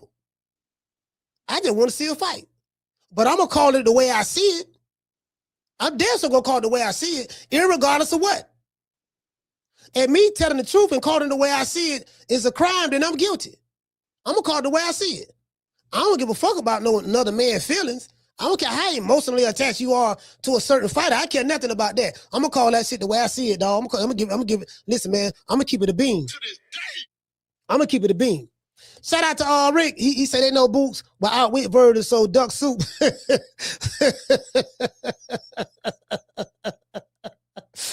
ain't got no faith in him. What, you want to compare this nigga to Sugar Ray, Hagler, Hearns, Roberto Duran? Whew, Lord have mercy. All right, let's go to Errol Spence. Let's go to Errol Spence. Where's Errol Spence? Let's go to Errol Spence. Cause I want to show y'all what the big fish had to say. This the big fish right here. Errol Spence right here. Let's see what's up.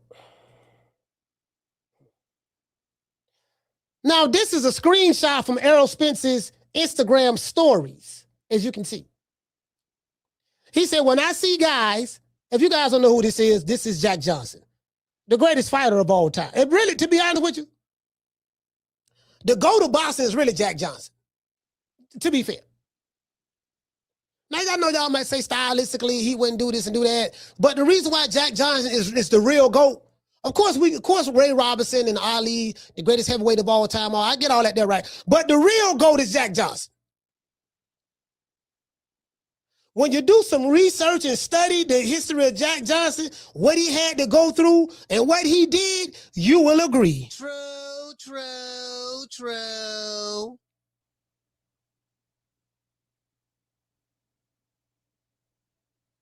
That's the GOAT right here, Jack Johnson. So Errol Spence says, when I see guys who wouldn't utter my name before my last fight mentioning me. Now, that's Errol Spence. That's how he feel. Motherfuckers mentioning him now. The question I have is, why would you even consider calling out a guy who haven't fought in 3 years? What does that prove? Does it prove that you're the best? No.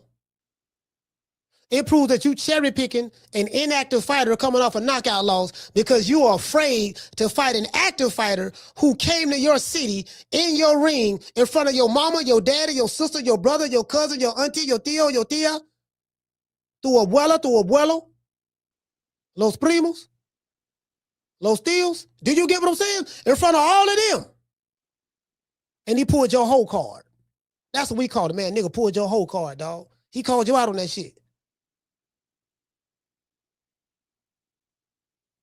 Did you get what I'm saying? There's no doubt in my mind that Vergil will fight anybody. Nigga, I can't tell. He hiding, bro. He hiding behind his promoters and managers. That's what he doing. That boy terrified. His dad and his pappy terrified. Oh, man, you know, Vergil will fight anybody. Man, that man ain't fighting shit, man. Vergil Ortiz is a coward. True, true, true. Vergil Ortiz, I used to have a lot of respect for Vergil Ortiz. I really thought he was the one. That man showing me right here, that man a coward, bro. He a selective killer. He's a selective boogeyman.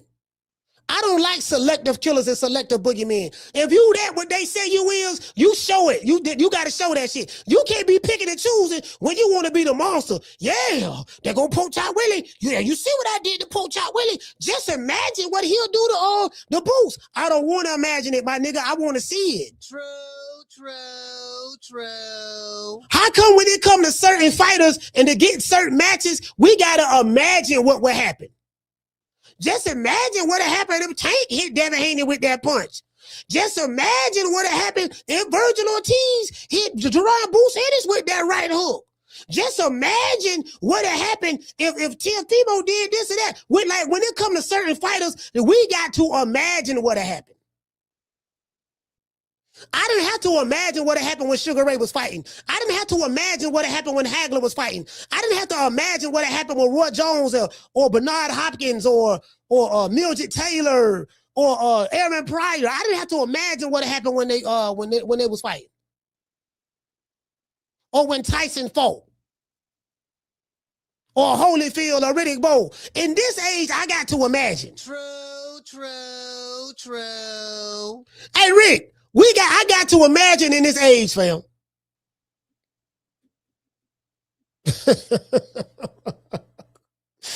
Hey, Ramon, I got to imagine in this age, fam. Man, just imagine what you think? What you think? Y'all like, man. Nigga gotta imagine. Yeah, man. Somebody say fantasy boxing. That's all it is. Let's see what the people saying over here. This guy say Spence is about to be 36 in March. This guy say, I'm not going to lie, EJ. He said, I'm not going to lie.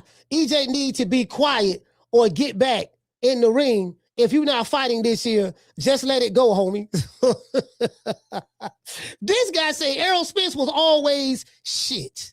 Talking bad about him now. All right.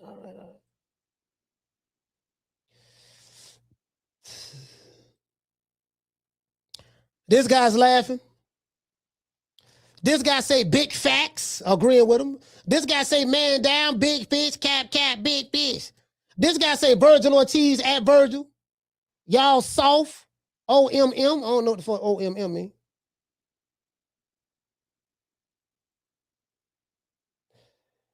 This guy showing what Bud did to Spence, but I ain't gonna lie, I ain't never seen no punch like that, bro. He was on the ropes. Like this is, I ain't gonna lie, this is very impressive. Not to pivot a little bit. Boy on the ropes, backed up. I thought he was tired right here. And this is called trap. This is called a trap counter. Why is it called a trap counter? He's setting the trap by laying on the ropes, anticipating whatever Errol Spence is going to throw at him. He put his hands up to show that he is surrendering and he's reserved to being on the ropes, ready to embrace Errol Spence's attack. He ties him as soon as he reaches in with the left and he turns, leave the guard up, right? Leave the left guard up, and he turns and he catches him with a short uppercut. Errol Spence lands the left hook to Bud's head, but the damage is done right here. And then he came back and doubled it. He caught him with the uppercut and came back with he turned the uppercut over into a hook and hit him again on the way down and dropped him. And they shit on this nigga Bud like he can't fight or nothing. Like you don't even see your favorite fighter doing shit like that. He ain't doing that. Bam, bam, bop, bop, and turning it over. Off the rope. Your favorite fighter ain't doing what he did to Canelo. Slip, pull, counter, snatching his whole neck back. He ain't doing what he did to Canelo. Shoot the jab to the body, Canelo parry it, and then he shoot the jab, Canelo parry it, then he turn it over, and bam, turn it into a hook. He turned the parry jab to the body into a hook. He caught Canelo with that shit, and Canelo backed up and was like, God damn, that's when Canelo looked like he wanted this quick in the middle of the ring. Nigga got frustrated. He realized, damn, this motherfucker ring IQ is way higher than I thought it was. I'm not even intellectually on his level when it comes to the sport of boxing. Canelo realized that. This nigga outsmart, this country nigga from Omaha, Nebraska outsmarting me. Do you get what I'm saying? Your favorite fighter ain't doing that. They ain't doing that. I'm just saying, I ain't seen these niggas do it. You know what I mean? Now, I ain't gonna lie, a new way showed me some shit. New Way be showing me some shit too. Bam be showing me some shit. Yeah, New Way, Bam. It's a couple of fighters out there that's kind of like, you know what I mean? I be looking at it like, okay, this nigga, you know what I mean? Just showing me some shit, taking shit that, like, just little, it's the small things. You get what I'm saying? It's a few. Right. So this was Spence is saying that this what the people talking about. This guy said, you only as good as your last performance. Don't let that go over your head. This guy said, I mean, get back in the ring then, or retire. Participating in trash talk only going to make it worse. This guy say that's facts. This dude say bro was never that guy. Even old Pac-Man wanted that smoke. All right, so now he's saying Spence. So you see how they turning on Spence? He said been almost 3 years since the last fight. Either get in the ring or shut up. I never thought I'd hear see people online talking about Errol Spence like this. He say, does he know how long it's been? Boxing done changed a bit. That is true. It has changed. He say Spence got to realize he's easy pickings because of that last fight. He's a low-risk fight right now and a good name to have on a fighter's resume. This is what Vergil Ortiz team and his team wants to do. Spence is easy pickings right now because he's coming off a knockout loss and he's low risk. He's rested. So what they're doing, they're looking for names to pad the resume up with. Same thing Mama Hopefield and them doing. We got Tevin Farmer on our resume. Tevin Farmer is a former champion. We did this, we did. You get what I'm saying? They want to get these old crusted niggas who ain't really popping like that no more, who passed their prime, catch them at the right time, and then fight them and beat them, and then use that straw man argument to say I'm the A side. Well, kid is the A side. You know, look who we fought. Look who we fought. Look who we beat. We're the A side. You get what I'm saying? That's the oldest trick in the book. True.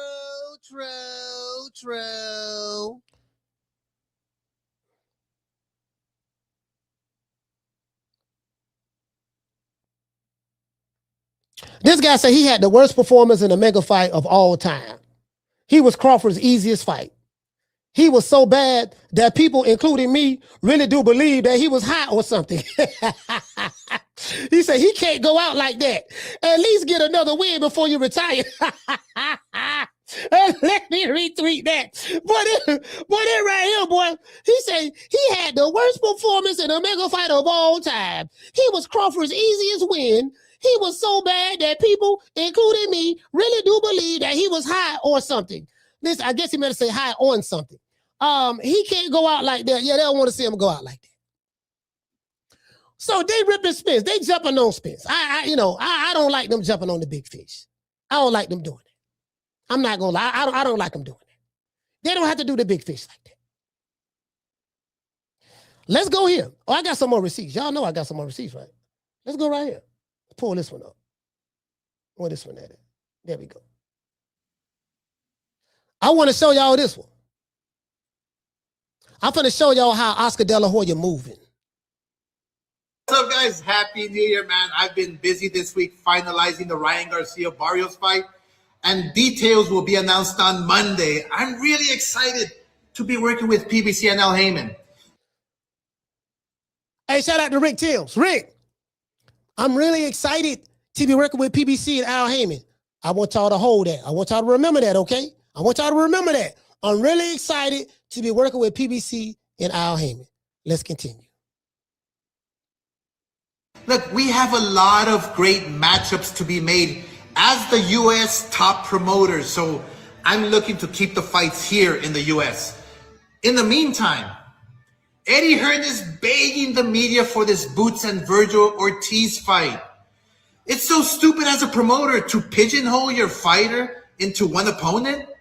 You lose your negotiating power, which ends up being a lot of lost money for your fighter. Let's start right there. When have you ever heard of a promoter worried about the other fighter that's being promoted by the opposite promotional company? When have you ever heard of Oscar De La Hoya being so concerned about another fighter not getting the money that he deserves? If Boots Ennis, if Eddie Hearn is working at a financial disadvantage to the detriment of Jaron Boots Ennis in order to make the fight with Vergil Ortiz, then that means Vergil Ortiz benefits from that. So when have you ever known a promoter, Oscar De La Coca, to be so concerned about the other promoters' fighters getting paid a certain amount of money? Never. Why is he doing it now?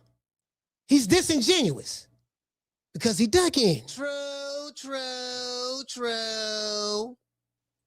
Let's continue. Also, every time a manager tries to be a hero and negotiate behind the promoter's back, they lose money for the fighter. And at the same time, violate the Muhammad Ali Act. And you know what? I'm going to start sending legal letters enforcing this because I'm fucking tired of it. Okay. He said he's going to start sending legal letters because of promoters, because of managers going behind his back, trying to make deals with the networks to make a fight. He's talking about Rick Mirigian. So basically what's going on, there's an internal beef or war or whatever the case may be going on with Vergil Ortiz's manager, who Vergil Ortiz successfully has been able to hide behind up until this point, use him as a buffer so he can avoid the smoke. And then he can come out and say, oh, man, I'm just a fighter. I just want to fight. I just, I let my managers and stuff handle that. I'm not a business guy. I let them handle that. We tried to make the fight. And Vergil Ortiz and Boots Ennis don't want to make the fight. This is the third or fourth or fifth or sixth time we tried. He just don't want it. And I'm tired of chasing this guy. So he gonna run with that. I'm giving you tomorrow's headlines today. Let's continue. Let's get you from the body of this shit. Lord, from the body of this shit right here. Yes, sir. Some managers are just full of shit, and I will be exposing them, trust me. Look, Vergil can fight 2 or 3 different guys in mega fights. He can fight 2 or 3 different guys in mega fights. All right, let me see. Oh, let's go right here, boy. Let's go right here. Shit. Mega fights, huh? Oh, that what he say?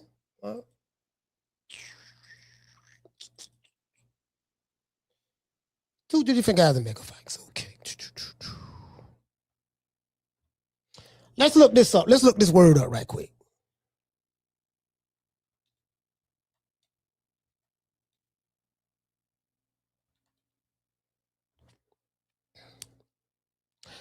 Mega means very large or huge. He said Vergil Ortiz can fight 2 or 3 different fights, mega fights. All right, let's look at that. What fight can Vergil Ortiz have outside of Jaron Boots Ennis that's a mega fight? He can fight Pandora for the title. That's a good fight. Good fight. I like it stylistically. Is it a mega fight? Hell no. Vergil Ortiz got a handful of fans, and Sebastian Pandora don't have any fans. Sebastian Pandora is only known on social media and boxing, in boxing circles. Don't nobody know this nigga. He's from Florida. He's from Palm Beach. He don't even claim Florida, so fuck him. You don't rep the set, you don't rep the state or the city, and you from this motherfucker, fuck you. Tall, lanky, giraffe-looking motherfucker. I like your sister anyways. True. Anyways, that's neither here nor there. That has nothing to do with anything. That was just me just being, impulsive, like I always am, right? Anyway, so yeah, so ain't nothing mega about anything dealing with Sebastian Pandora. Ain't nothing mega about that. So who else you can fight? Do you want to fight Bakram? Think Bakram is the IBF champion? That's a good fight. We want to see that fight. But you use the word mega. He has 3-4 different mega fights he can make. With whom? No, you ain't talking about Errol Spence. He ain't fought in 3 years. We know why you want to fight him. You want to get that name on your resume while at the same time having an easy match. You cherry picking. But this ball been taking the easy matches. Fight another ball. Want to fight a nigga who ain't fought in 3 years. Coming off a knockout loss. Anyway, hold on, Rick. I ain't finished. I got this duck. I'm rotisserizing this duck right now. We have a rotisserie duck today. He's got options. Imagine him with Errol Spence at Dallas Cowboys Stadium. He say, see, there we go again. Imagine. Imagine. We're dealing with imaginations now. Imagine. Okay, let's do this. Let's look up the word imagination. Imagine.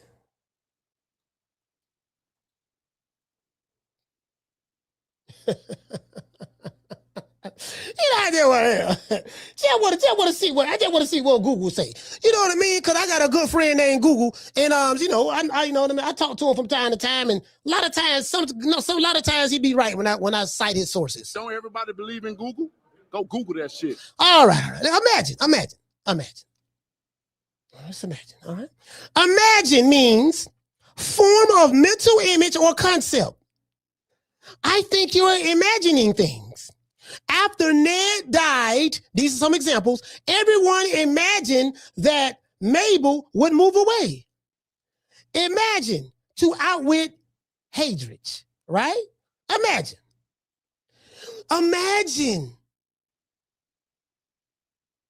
what a fight would look like with Vergil Ortiz and Errol Spence. Imagine Errol Spence saying, "No, I ain't thinking about fighting y'all, nigga. I ain't fought in 3 years." Imagine that. Imagine Errol Spence not being an option. Now, imagine who you gonna fight next now that Errol Spence is not on the table. Imagine you got a guy from Philly that came to your city and stepped in the ring with you, looked you face to face in your eyeballs, and called you out in front of everybody in your city. Imagine that same dude saying, "I'm gonna make you pay for all the shit you and your mom, you and your dad and them been talking about on social media. What's up? I want to fight you. What's happening next? I ain't got no fight. You ain't got no fight. What's up?" Imagine somebody did that. Now imagine his name being Jaron Boots Ennis. Imagine that. Since we imagining Oscar De La Hoya, let's imagine. And imagine Vergil Ortiz signed the contract to fight this dude. Imagine that. Now, I want you to take that imagination and make it into a reality. You dig? Don't everybody believe in Google? Go Google that shit. True. Take that imagination and make it into a reality. Don't ever forget, when I found you, you was strung out on coke. When I found you, you was like a big house, contemplating about killing yourself. So don't you ever forget who brought you to Big Time Box. I drugged you back. I brought you back. I provided food and put food on your table for your family to eat. And I'm doing it for the second time. So don't you ever forget that. See, when it comes to certain, this is what killed American boxing. When it comes to certain fights, we got to imagine shit. Imagine. I didn't have to imagine with Hagler. I didn't have to imagine with Mike Tyson. I didn't have to imagine with Riddick Bowe or Evander Holyfield or Lennox Lewis. I didn't have to imagine when Oscar De La Hoya was a fighter. I didn't have to imagine with Ike Cortez or Tito Trinidad or Pernell Whitaker or Mildred Taylor or Frankie Randall or Julio Cesar Chavez or Roy Jones or Bernard Hopkins or Mike McCallum or James Toney. I didn't have to imagine. In this era, I gotta imagine. True.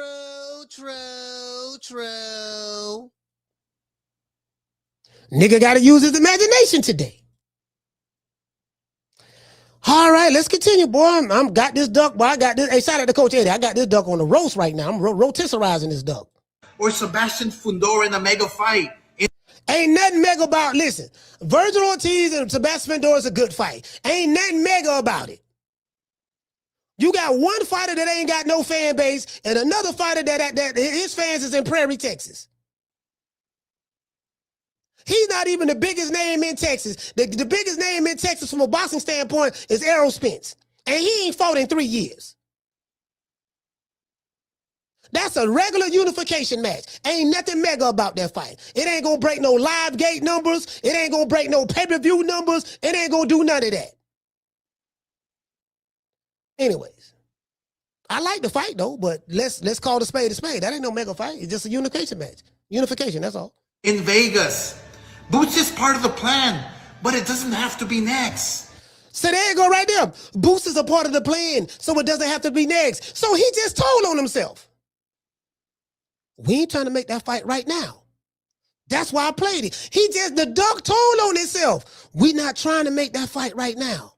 He just said it. Boots is a part of the plan. It just don't have to be next. When he say it don't have to be next, that means it's not going to be next because we are doing everything in our power to make sure that that fight is not next. True, true, true.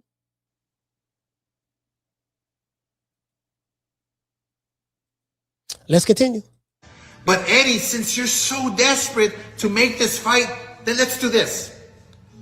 60-40 for Vergil and 5% to the winner. Because I'm generous and I'm not moving off those numbers. You're the one who's begging for this fight.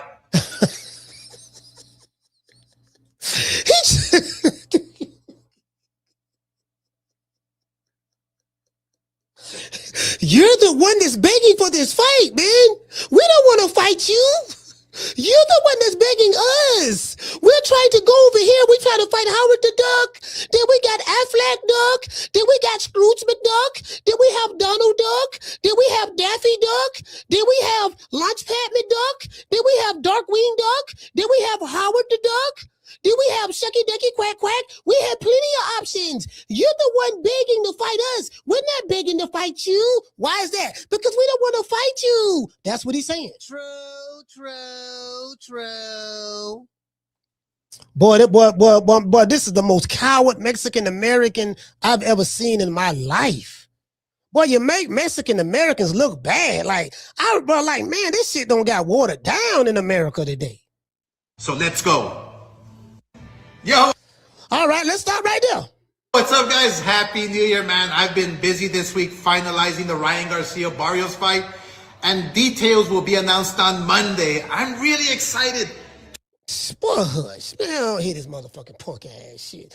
Anyway, suck it, duck it, quack, quack. Matter of fact, let's see what the people talk about. Because we ain't got to believe nothing I say, but the people speak. So this dude right here, he got the duck. He got the duck side. What the duck? This guy say, Oscar has good taste in housing. Yes, he has a great house. He's rich. He's rich. This guy says, honestly, that makes sense. Boots needs Vergil more than Vergil needs Boots. We've heard this before. I remember hearing this doing the Errol Spence and Terence Crawford days. That's what they used to say. Oh man, Spence don't need Terence Crawford. Terence Crawford needs Spence. I heard that before. True. I heard that before with Tank Davis. Man, the Tank don't need Devin Haney. He don't need Shakur Stevenson. Devin Haney and Shakur, they need Tank. And listen, when you got a fan base that start talking like that, boy, they running cover for you now. Oh, they got this nigga in the witness protection program.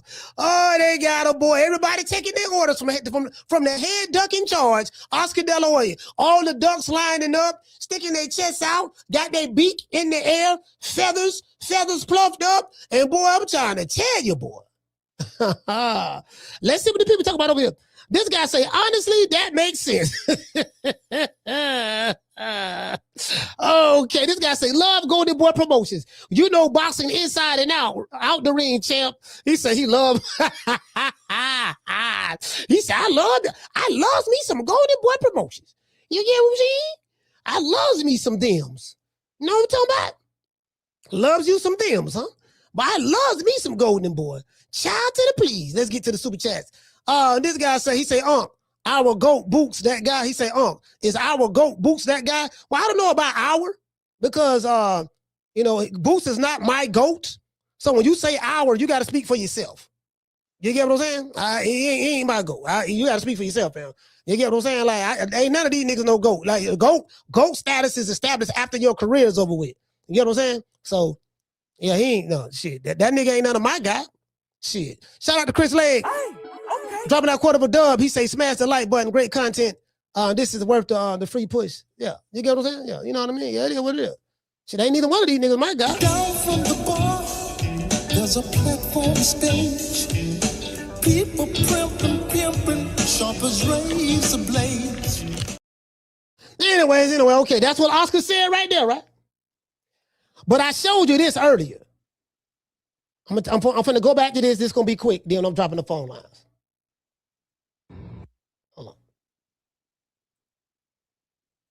All right. I want y'all to see this. I mean, it's been 72 hours since I made that video calling out Boots and Eddie.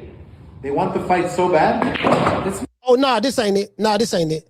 It's the one I just got through playing. The one I just got through playing, he spoke about he's so happy to be working. Yo, what's up, guys? Happy New Year, man. I've been busy this week finalizing the Ryan Garcia-Barrios fight, and details will be announced on Monday. I'm really excited to be working with PBC and Al Haymon. I'm really excited to be working with PBC and Al Haymon. Remember I told y'all to remember that? This is what he said last year, though. Rick Timms, I know you remember this. This is what he said last year. Remember I told y'all? Deontay Wilder, Errol Spence, Adrian Broner, the Charlo brothers, Robert Easter, Deontay Wilder, all of them were signed to PBC, were Golden Boy fighters. Film footage out there when they fought on Golden Boy. A lot of y'all didn't know that because some of y'all just came into boxing when the PBC started 11 years ago. Or 10 and a half years ago. Or you came into boxing at the tail end of Floyd Mayweather's career, so you don't know, right? You think all these guys was always PBC fighters. No, they was Golden Boy fighters. Every last one of them. And Oscar De La Hoya, got coked out at the wheel. He had girls playing with his backside with dildos. He was wearing pantyhose and fishnets and high heels. Did you get what I'm saying? He was doing that. Representing La Raza, right? And his president, Richard Schaefer, was working with Al Haymon. And Al Haymon then was over there going to board. And they noticed that all these contracts are expiring. I'm getting money from a hedge fund called Waddell & Reed out of Kansas. And $500 million. And I'm finna start up a new company called the PBC, Premier Boxing Champions. And Keith Thurman was over there too. And all these fighters, I'm finna take them. And I can take them because their contracts are up. So by the time Oscar De La Hoya realized what was going on, it was too late. True. Remember that story I told y'all? Here go the receipts. So 10 years ago, almost to the day, I had several traders in my office. My company, Golden Boy Promotions, built all the top PBC fighters, including Errol Spence, Deontay Wilder, the Charlo brothers, Danny Garcia, Abner Mares, Leo Santa Cruz, the list goes on. But these disloyal douches in my office waited for my fighters' contracts to expire, and they took them over to the new startup promotional company called PBC. Hundreds of millions of dollars were raised, and PBC tried to take over the entire boxing industry. Now, this is true. This is true. When the PBC got the hedge fund money from the white folks, Al Haymon, his plan was to take over boxing. People are saying Turk Al Sheik is trying to take over boxing, but Al Haymon tried this already. He don't have the pockets that Turk Al Sheik them have. I think what Turk Al Sheik them is doing they're doing it a little differently now. See, a lot has happened between 2023 and now. There are no networks, American networks, that are putting money up for boxing. The only streaming platform that's great at producing boxing is Netflix. They're great. And they got a partnership with Jake Paul. Netflix is great. And we saw Terence Crawford and beat Canelo on Netflix. And we saw Mike Tyson and Jake Paul. But Jake Paul pretty much opened up that lane for Netflix. Right? But the traditional networks putting money up, put money up for fights like signing promotional companies to network deals, that's over with. PBC don't have a network deal where they're receiving money. They got to get it from the muscle. Yeah, you can show your fights on my platform, but you got to put the money up to pay for everything. I'm not fronting you my money like Showtime did. Now, when you look at Golden Boy, even though they got a deal with DAZN, they must be working with chitlin money because they're doing small fights. That shit don't even look all that. Anytime you see a big fight where a fighter's getting paid some money, it's on the Turk Al Sheik card. Turk Al Sheik deal directly with the fighter. He get in contact with them. I know that for a fact. You want to know how I know that? Because I spoke to someone at Top Rank who told me exactly how everything goes on. He's an executive at Top Rank. I ain't going to mention his name. But anyways, let's continue. And yeah, Al Haymon tried to take over boxing. He did. They failed miserably. All the fighters they stole from us were on track to have Hall of Fame careers, and now look at them. They fight once every 3 years. PBC ruined their careers. It is a sinking ship over there. Karma takes a long time, but it always comes around. So, this what Oscar De La Hoya said last year, 2025. This year, I'm so happy to be working with the PBC and Al Haymon. I'm so happy to be working with him. Oh, yeah?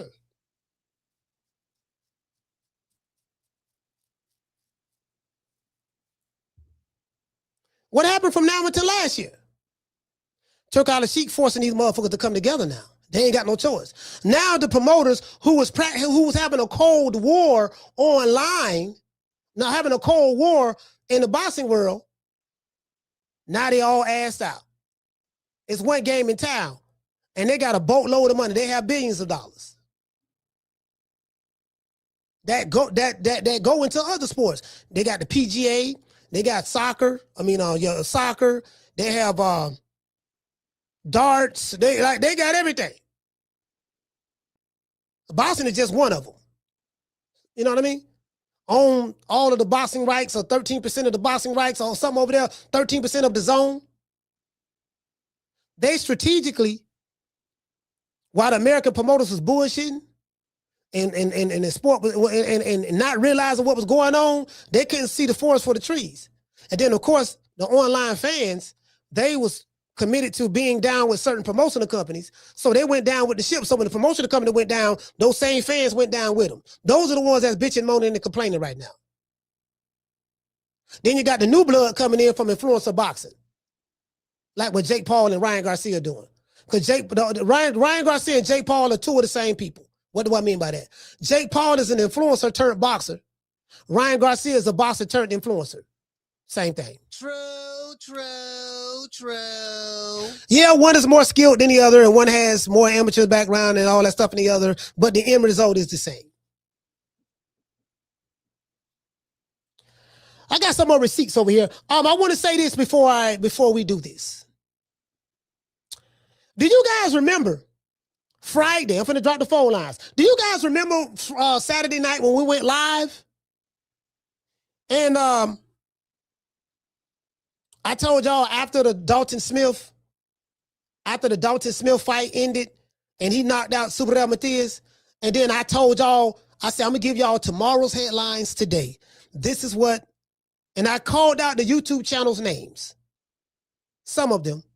And I say, this what all of them are gonna be talking about, or people in their chat gonna be talking about, and what y'all gonna be seeing on social media, on X and YouTube and all that stuff there. I told y'all, I said, I'm gonna give you tomorrow's headlines today. Do you remember what I said? I'm gonna tell y'all. Matter of fact, I'm gonna remind y'all. Not only I'm gonna shout out to A-Sound T, I'm gonna show you what I said. This is what I said right here. This was Friday. This was right after the Subriel Matias and Dalton Smith fight, live. We went live for 4 hours and 48 minutes. This is what I said. 93 octane. Hey, okay.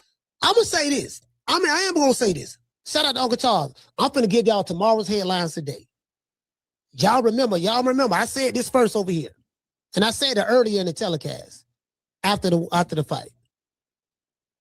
You know what people going to be talking about? Devin Haney, Ryan Garcia fight. Bro, I know the American. I'm telling you, your favorite YouTube channel is gonna be talking about this shit. I don't know when they're gonna do it, but they're gonna talk about it. What is Whole Biz? What is the Boston Boys? What's it gonna be Blue Blood?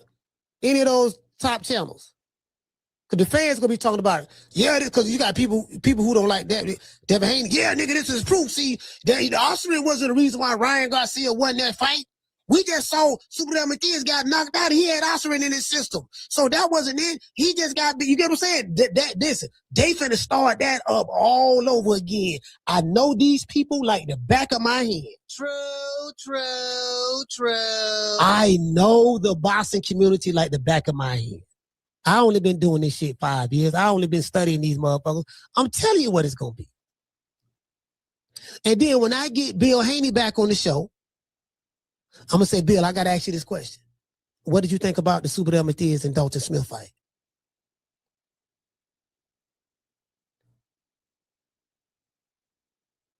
And then I'm going to say, look, Bill, Subriel Matias had ostarine in the system. The same stuff that Ryan Garcia had. He didn't have as much as Ryan, but he had that in the system. And he still got knocked out. So, you know what people saying now. Because I'm telling y'all, I'm giving you tomorrow's headlines a day. Watch what I tell you. This shit is so easy to predict. Did I tell a lie when hey Ramon? Did I tell a lie when I said that, fam?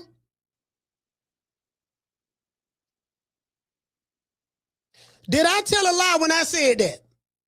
That was Saturday night, right after the Subriel Matias fight. We went live for almost 5 hours, and I said that at the 4 minute. I said that at the 4 hour and 45 minute and 25 second mark of that video. I said, this what they gonna be saying. I studied these motherfuckers. I know these motherfuckers. I know the YouTube channels. I know the content creators. I know how they, I know. I know what they pushing. I know what they gonna say. And I say, this shit very easy to predict. Lo and behold. Woo. Now let's go over here. I was listening to the Boxing Voice this morning, and I heard a phone call, and this is what I heard. Like, people bring up so many stuff to hate on other fighters instead of just giving them props, bro. Like, this, like, Dalton Smith won, bro. I'm hearing people say, "Oh, that's how you effectively clinch." So if Dalton Smith go on there and clinch, it's all right. It's cool. Matias can go on there and cheat. You know what I'm saying? Now people are saying, "Oh, the offstring don't matter." Look what happened.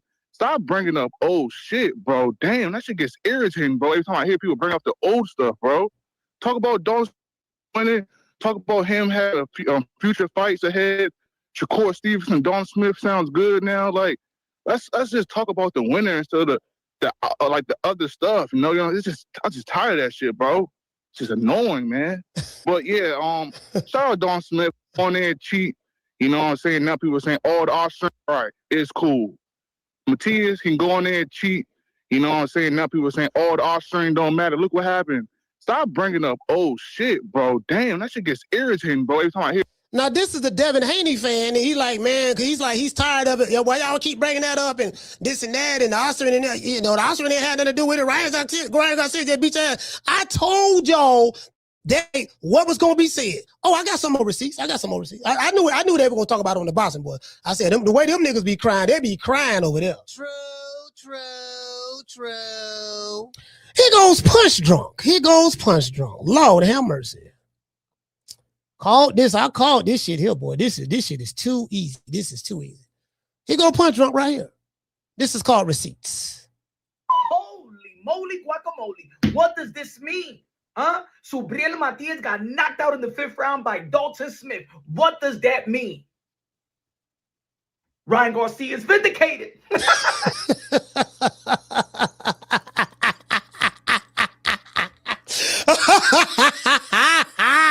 What did I tell y'all? Yeah, man, Ryan Garcia vindicated. Well, like, what does, bro, you can't make it up. You can't make this up. You can't make it up. How did I predict this? And this ain't the only one. It's a few more I can show y'all. Holy moly guacamole. What does this mean? Huh? Subriel Matias got knocked out in the 5th round by Dalton Smith. What does that mean?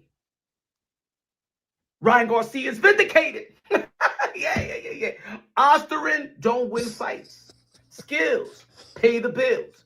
So you think that when you think about that Ryan Garcia versus Devin Haney, yes, Ryan Garcia beat Devin Haney fair and square. Skills pay the bills.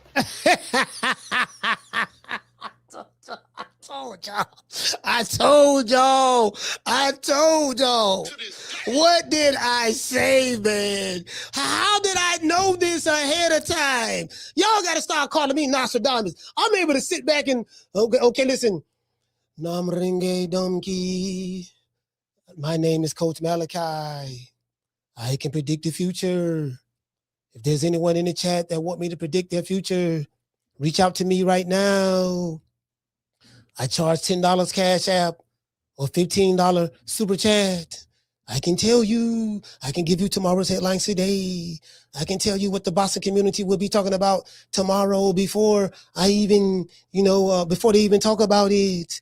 Talk to me. I am Coach Stradamus. I am a genius. I know. True. Yeah. I got some more shit. But I got some more shit. But and then we can go to the chat. We can see what the comment section say. They talking that shit about them British fighters. Guess what? Nick Ball. I think he the WBO champ. Dalton Smith just came up. Lewis Crocker. But shit, the UK been coming over here whooping some ass up. Nigga, shut up. Hang up. Oh, there you go. Hang up. It looked like he hit him in the back of the head right there, but it is what it is. He shouldn't have been standing there. You standing there. He just standing in front of him. He should have just sat down and tried to gather himself instead of jumping back up. The referee just waved it off, yeah. The referee should have let it continue, though, but that's neither here nor there.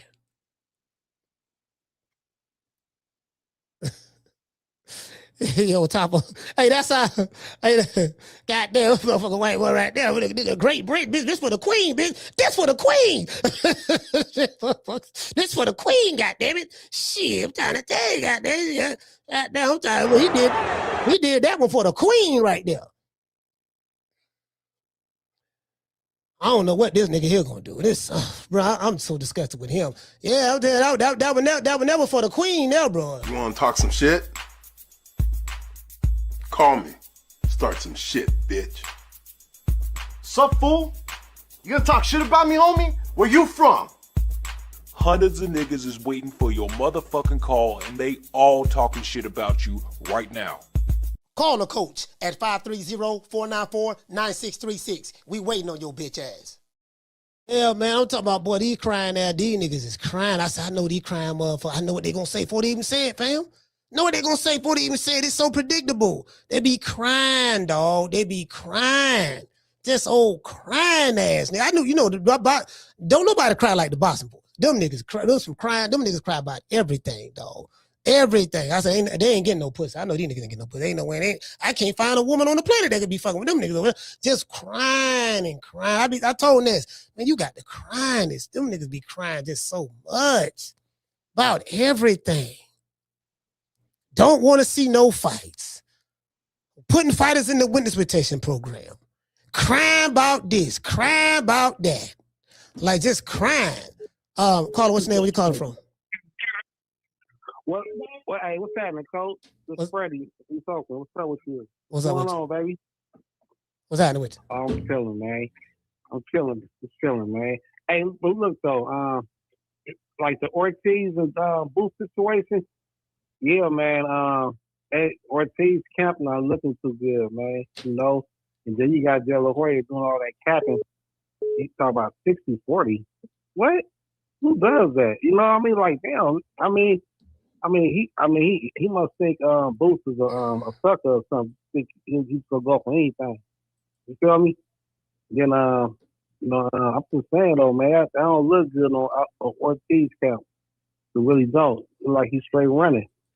And like you said, he wasn't running for Ruben and the other fighters. Now he wanna demand all type of shit though. He'll get his ass beat on that night. And then I want to talk about the situation with Spence. I mean, how can everybody hate on Spence, man? He only lost to the baddest motherfucker up his era. That's what first he lost to. You know what I mean? And people doing all that cat, still talking all that shit about Spence, man. That's crazy. You know what I mean? Spence deserves way more respect than that, though, Coach. That's all I gotta say today, though, man. Man, stay smooth, baby. All right, shout out to Freddie. Oak Town.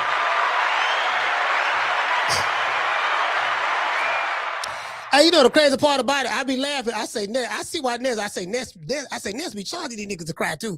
I say, you know what? You know, I gotta look at it from a business standpoint, right? Ness like, you know what? If I gotta hear these niggas grown ass men call me crying all day, they gonna have to pay me. So, you know, it makes sense. Ness told me to charge. He said, you need to be charged and let motherfuckers call your show, man. Cause they be, you know, like, man, you know, like time is money, man. You gotta charge them. Like Ness told me, he told me to charge. Like, I'm dead ass serious. Dead ass. He told me that like 3-4 times. Caller, what's your name? Where you calling from? Raymond from Illinois, coach. Raymond from Illinois, talk to me. Yeah, man, I'm about fed up with this shit, coach. Like, for real, this shit just retarded. This shit get dumber and dumber every goddamn day we watch these niggas. Like, this shit ain't making, well, I could understand what makes sense with the 60-40 shit of didn't nobody want to see the fight. Nigga, everybody want to see the fight. And your nigga is not even a draw. And you niggas was, like I say, you niggas was just complaining and talk about how Turkey ruined in boxing and this and that. When this nigga brought us the best fight, we was entertained by that shit. We not entertained by paying those $70 to watch no fucking Matias versus Dalton Smith. And these garbage ass fights that they trying to put out. Like, man, the shit not making sense to me. Like, how can you get in the ring and say all this shit? Niggas talk all this shit. And then you turn around and say, "Oh, he did the same shit with Shakur, with Cepeda, yeah, with Cepeda, yeah. Yeah, with Cepeda talking about they don't got to fight. Like, bro, just get out the sport then. Like, it's hard for like me to criticize the fighters when, like, I'm still gonna criticize the fighters because some of these niggas just duck. Like, Turkey exposed that. We saw the real ducks. Like when Turkey was giving them offers, you know, the Tank Davis is oh no, I need 2 cars. Oh no, that's blood money. Like we saw all the ducks and shit with that shit. Yeah. But it is like this is the reason that I like fighters like Bud, the Mexican Monster, Bam, or Devin Haney, or all the Shakur. Because a lot of these fighters, man, they be getting ducked by these promoters a lot too. I ain't gonna lie, like they in the goddamn way. If we can get these promoters out the way, all the excuses will be gone because some of these fighters rely on their promoter as the excuse. Oh, man, he ain't, you feel me? It ain't my fault. You know, I'm just a fighter. I want to fight anybody. Man, that's bullshit, man. Yeah. And we can't really tell if the niggas telling the truth because of niggas like this. You feel me? Like, this shit's stupid, man. The fact that both of them niggas was complaining and he calling Eddie Hearn desperate and like Eddie Hearn said, yeah, I'm desperate. Goddamn it, his own desperate. Everybody that want to see the fight is desperate to see the fight. Yeah, hey, you know the crazy part about it, Raymond? I don't mean to interrupt you when you said the desperate part. He talking like, oh, they're desperate to make the fight. And I'm like, dude, it's like he trying to clown Eddie Hearn for making a big fight with the fighter who you say is King Kong and Godzilla. How you gonna try to clown a dude for literally doing what the fans want him to do, and that's make a big fight with Vergil Ortiz and Boots, 2 guys who considered the best in the division? It's like you trying to clown Eddie Hearn for, I'm clowning you because you trying to make a big fight. You know damn well we want to fight easy matches. I told you, like, come on, fam. Yeah, and that ain't his first time, coach. Remember, he did that to Eddie. Remember Eddie Hearn was putting all his fighters out there into the fire, and they was getting their ass whooped. He was clowning Eddie about that, talking about you a bad promoter. What the fuck you mean a bad promoter? Because he putting his fighters in real fights, like, bro, that's his job. Yeah.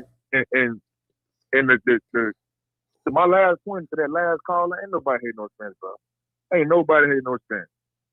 The clear point is this nigga been out for about down there 3 years, and y'all want to fight a nigga who been out for 3 years. He then got his eyeball knocked the fuck out the last fight. The nigga, man, I'm done, coach. That's my call. All right, salute, fam. Yeah. Yeah, man. Yeah, we want to. Hold on, let's see. Hold on, we gonna fight. Ooh, I don't know shit. Let's see. Hold on, wait a minute now. Wait a minute. Like, bro, you can't make this shit up. You can't make this. Like, I gotta stand, like, I'm standing no business with this shit. I gotta come. You get what I'm saying? Because I'm telling y'all what these motherfuckers doing, dog. They're using duck language. They, you know, like, this is what ruined American boxing right now. Oscar De La Hoya is the problem. Al Haymon is the problem. The old way of doing things. The old guard, Carla, hold on. They're the problem. So now there's a new option that came in town. And all the people who complaining about the new option, the new game in town, are everybody who's emotionally attached to the old guard. If you ain't now, Eddie Hearn ain't complaining. Hell, I got a video where he praising the fact that what Zuffa Boxing is here is making me want to step my game up. Because a real player don't mind competition. When you a true player and you putting your game down and you know your chalk game strong, chalk, old school, meaning your mat game, your talk game. When you know your chalk game strong, you don't worry about it when there's other players that come in your vicinity. You don't sit back and say, oh my God, Zuffa Boxing is here. They're bad for the fighters. Fighters are not going to get paid. You act like motherfuckers breaking the bank over there at Golden Boy. You ain't paying niggas over there. You ain't got to hate on another player because you so confident in your game that you ain't never got to hate on another player. Nigga, I don't give a damn who come to the city to put their game down. Nigga, my game's so strong, it don't matter. I welcome the competition because I'm just that good at what I do. Oscar ain't talking like that. He talking like a coward. He talking like a chump Andy Gump, a coward. Anyways, I'll call it. What's your name? Where you calling from? What's up, Coach? This is Mitchell from Chicago. Mitchell, talk to me. Yeah, I agree with you. Like, over the past decade, maybe more than a decade, like the whole field for boxing, it just feels different. I remember before, like after a fight, you'll be ready to see the post interviews. Like, I don't know, boxing has just totally changed. Like, the field's not even the same no more. Like, fighters crash in press conferences, and it seems like everything now is, like you just said, a build up. Do you think boxing will ever get back to some sort of its essence, or is that way of boxing is totally over with? No, I think it's going to get back to it. It's just resetting. The market is resetting right now. The old guards got to go. So the old guards are going to get starved out because this is what's going on. Turki Al-Sheikh owns 13. Well, the Saudis own 13% of the zone, and I think that percentage covers all of the boxing, right? So the guy who got all of the money is the Saudis, and Zuffa Boxing, which is a new company that's not affiliated with any of the sanctioning bodies, which is the conventional way. They came in, and the same company that used to finance the PBC, Paramount, they had a company that's still with them right now called Showtime. Showtime was giving PBC a budget. That same company folded Showtime Boxing, the boxing division, which started PBC out, and now they're on their own, and they have to lease their fighters out to fight on different people's cards, and people do the same thing with them, right? And Paramount has given Zuffa Boxing billions of dollars a deal for their content. So they withdraw the money from the American promoters, and they went to another American promoter, Zuffa Boxing, with Dana, right? So that's a whole nother option, and that Zuffa is going to be dealing with primarily blue collar fighters and up and coming fighters. And so what's going to happen? All of these top fighters who think they big hot, biggest hot shit, who think they supposed to get all this money, you know what I mean? Well, Turki Al-Sheikh is giving them a false sense of security. The money, the big money they want is going to come from there. So Golden Boy can't put up no big money for no fights. Matchroom, they really can't do it neither. Even though both of them got to deal with the zone, but they have to work within the time. They have to work within the ramifications of that. So the issue that's going on with Golden Boy now in Matchroom, Golden Boy and Matchroom are the ones who putting this fight on together, minus Turki Al-Sheikh. So that's where the problem lies. I think we all should give the Zuffa, however you pronounce. I think everyone should give them the benefit of the doubt because, I mean, what worse can they do? I hear people concerns about the Muhammad Ali Act, but I mean, if everything was going in a trajectory, which it should have been, I mean, they would have never been able to put themselves in this position, So I hope it does turn out to be something good and add on to the boxing scene. So appreciate you taking my call, Coach. All right, salute, fam.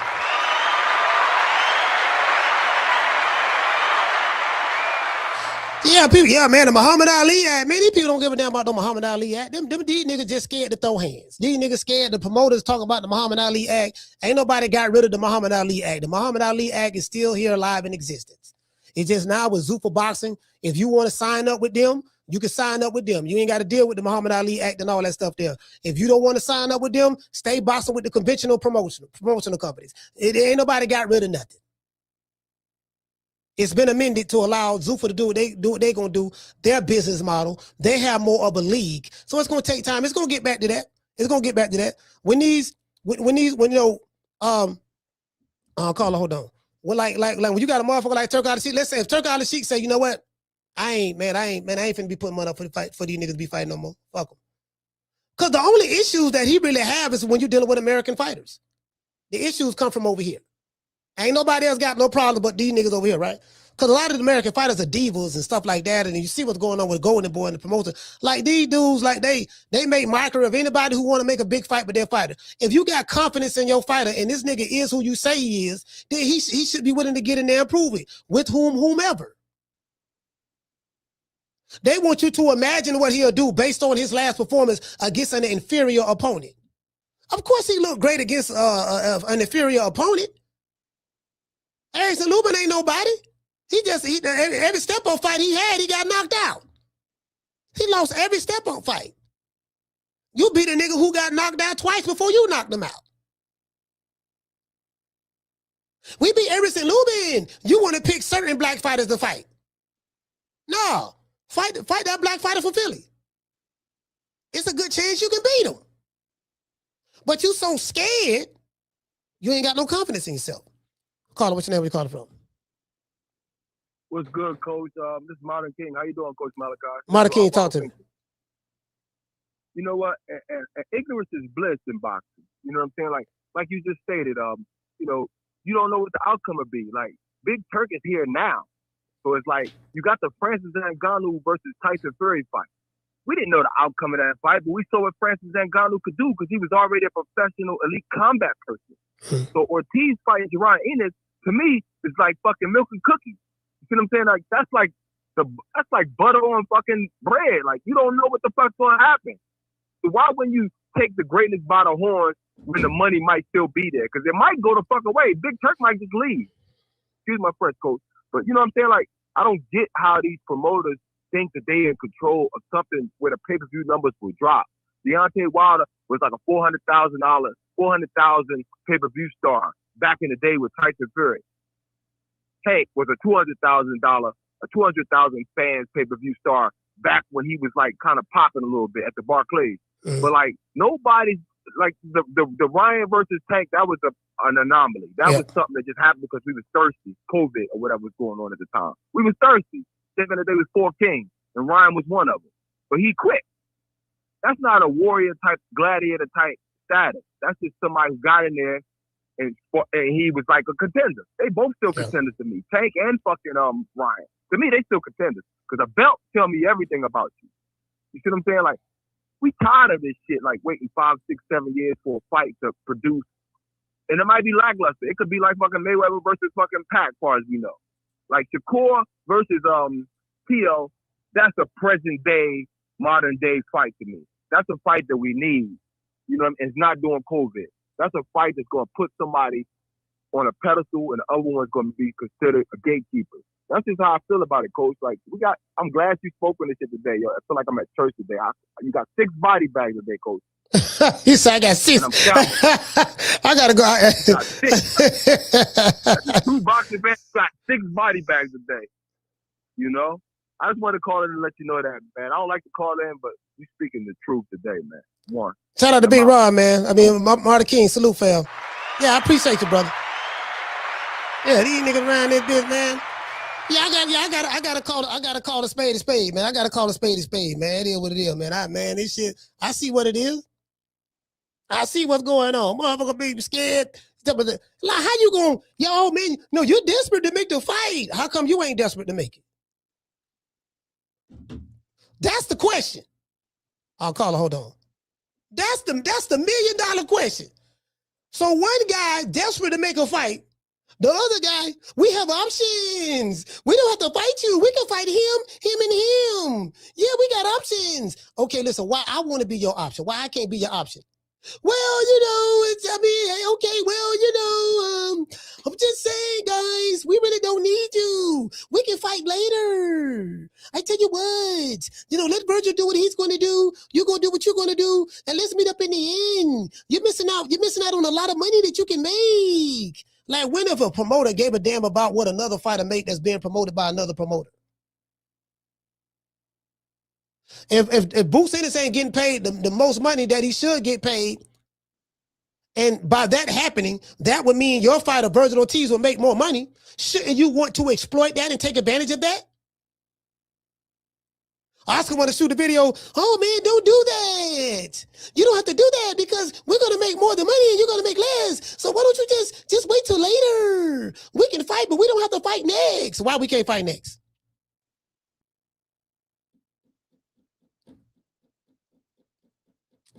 Spence ain't coming out of retirement to fight you. Y'all keep name dropping Spence.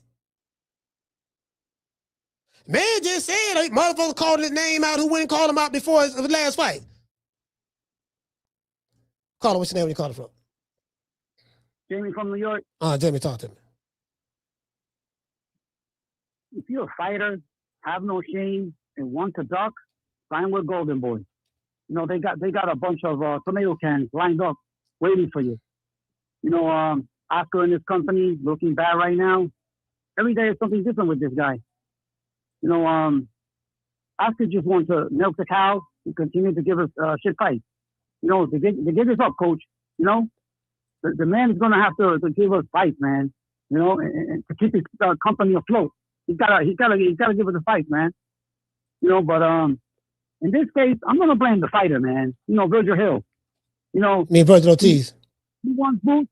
If he wants Boots, man, he needs to pressure his promoter, bro. That's what Oscar De La Hoya was doing with Bob Arum. I remember it, I remember that clearly. He didn't duck anyone, He won this guy, I wanted that guy, and he got him. But as a promoter, man, he's scared to make the fight. The fights that the fans want. So, Vergil Hill is pussy. Now that, he's the one running for Boots. And coach, I tell you this, man. You keep saying Vergil Hill. It's Vergil Ortiz. My bad. Vergil Ortiz, right? Yeah. Coach, if I'm not mistaken, I saw Vergil Ortiz call Boots into the ring. I don't know why he did that. It's his brief fight with Spence, Yeah. For me, that was just pure cap, But, again, bro, look, man, it's 2026, and I'm waiting for Turkey Al-Sheikh to make a power move, So for Vagina Ortiz, his manager, his team, Oscar, they should be ashamed of themselves, man. And they're all frauds. And you're right, coach. People like that, they're the ones fucking up the sport, man. That's my call. Respect from New York. Salute, fam. Yeah, they gotta go. Yeah, the Oscar De La Hoyas, the PBC, they gotta go. They gotta go. They gotta go. They gotta go. Yeah, it's a new day. It's a new day. It's a new day. We gotta go. Y'all gotta go, fam. Like, you just gonna be relegated to the Chitlin circuit. Keep putting on Chitlin circuit fights. Vergil Ortiz is a Chitlin circuit fighter. That fight on the zone. Keep putting on Chitlin circuit fights. Once Ryan Garcia, the Instagram model, leave you, I don't know what you're gonna have once the Instagram model leave you. Because you ain't gonna make no star out of them drug cheats you got over there, allegedly. Caller, what's your name? Where you calling from? Hey, what up, Coach? It's Coach Eddie from ATL. Coach Eddie, talk to me. Man, all these doggone, all this ducking, man. They started off the year ducking. They ended the year ducking, and they started off the year ducking. Man, it don't make no sense, man. Super duck. It's crazy work, man. You know what? They starting to make Boots really look like the boogeyman. Man. I'm keep it 100. Yeah, they is. The only person that gave Boots an opportunity was Terence Crawford. Everybody else, they ducked him. Sean Porter said, I ain't fighting the man. Danny Garcia said, he ain't going to put me on his resume. Keith Thurman act like he didn't know who the man was. Errol Spence, he came to Spence fight. Errol Spence just waved the man off. Told the man he ain't on my level. Terence Crawford, the only man that was going to get his shot, get his kid a chance. Not Vergil Ortiz. The man been ducking the man for 5 years. This man been ducking this man for 5 years. It's on the internet is undefeated. This man said we'll be ready for Boots in 4 years. It's 5 years. This man Yeah, Robert still Garcia said trying that. to find a way out to fight. Yeah, I'm past. Listen, Coach Eddie, I'm past all of that. I'm willing to let bygones be bygones. What is the problem right now, January the 12th, 2026? Because see, the reason why I don't like keep talking about the past, because what I'm seeing that Vergil Ortiz's team is doing and his fan base, the 5 or 6 fans he got, they want to use that as a buffer to prevent the fight from happening now. Oh man, well, you said this in 19, and listen, in 2022, I said this, and this what your team said. And then in 2023, we tried to do this, and y'all said that. And then in 2024, we said this, but y'all said so. Like you see what I'm saying? It's like some little kid shit. It's like they little kids and they arguing about who did what. Okay, my nigga, figured all that. Whatever you say, you're right. What's up with now? And when I break it down to that, what's going on right now?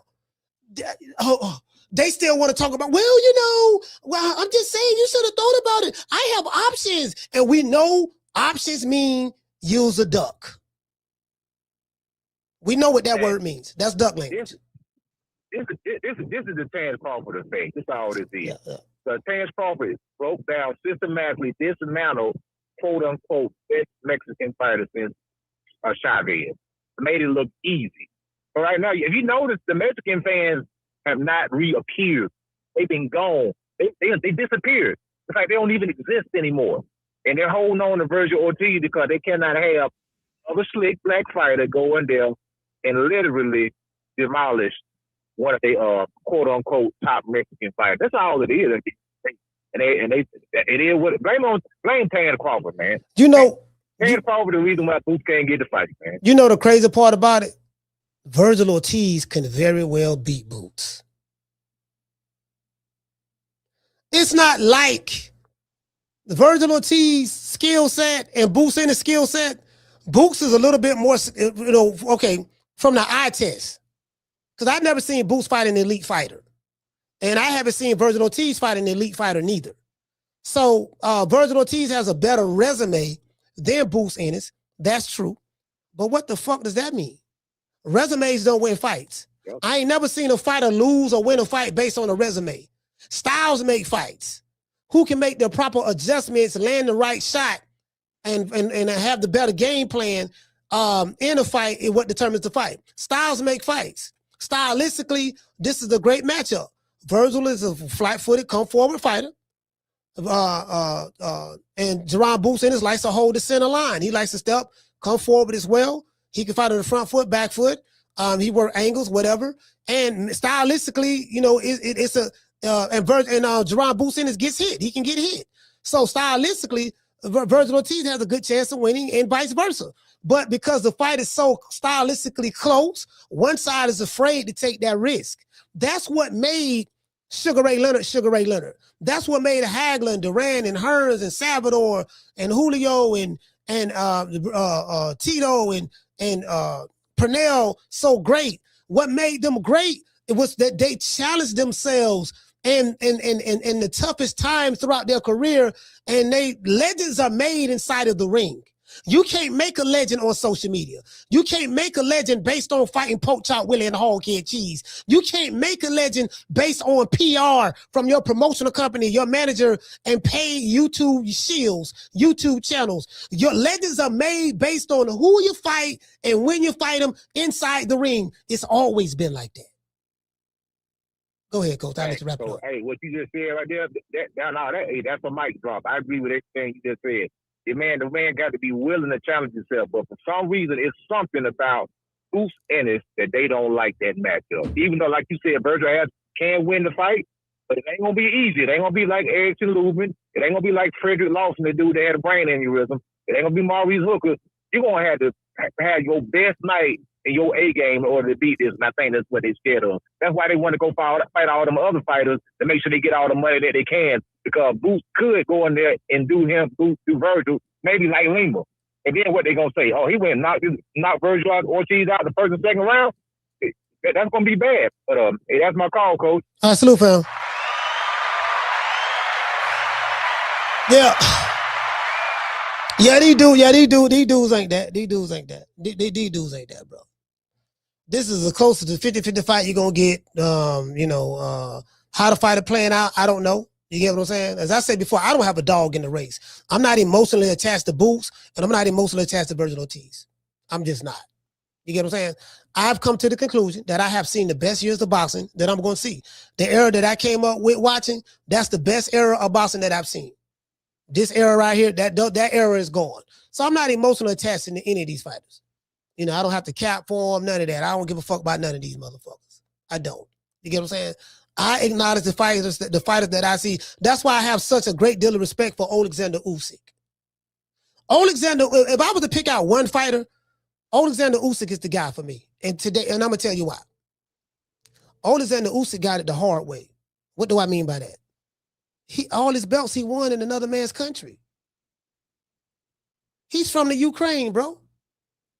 He don't get the benefit of fighting in his own backyard in order to get the benefit of the doubt from judges, in order to get the benefit of the doubt from fans or the benefit of the doubt from other promotional companies. No, he goes to other people's countries and beat champions in their backyard. He will go to Russia and beat Gassov or whatever, right? And the cruiserweight division become they had the Super 6 tournament. They had the Super 6 tournament in the cruiserweight division. He came out of that smelling like roses, beat all the champions. Beat Tony Bellew in the UK. Whatever, right? He got to travel. Came to America, fought Chaz Witherspoon, fought doggone Michael Hunter. Go to Germany. Go to the UK. Saudi Arabia, where everybody fighting at. Go to Russia. This motherfucker he ain't got the benefit of that. I ain't never heard Usyk say nothing about 60, 40, 70, 30. Take whatever we give you. I ain't never heard Usyk say nothing about you on the wrong side of the street. I ain't never heard no Alexander Usyk fans, was they Ukrainian, say the thing about, oh man, I'll fight on the star and you know, you got to fight this dude, that dude, this dude. I ain't never hear nobody say that when it comes to them. They only do that shit over here in America. True. They only do that over here in America. Outside of America, this don't go on. But in America, oh man, niggas high and ducking, cherry picking, fans capping for them. Niggas crying, whining. Shout out to 20 Clemos. Been a member for 27 months. He say for what I've been reading, The Zone, tired of Oscar De La Hoya shit. Yeah, Oscar might be on that coke again. He might be on that good coke, man. Let's give everybody a round of applause.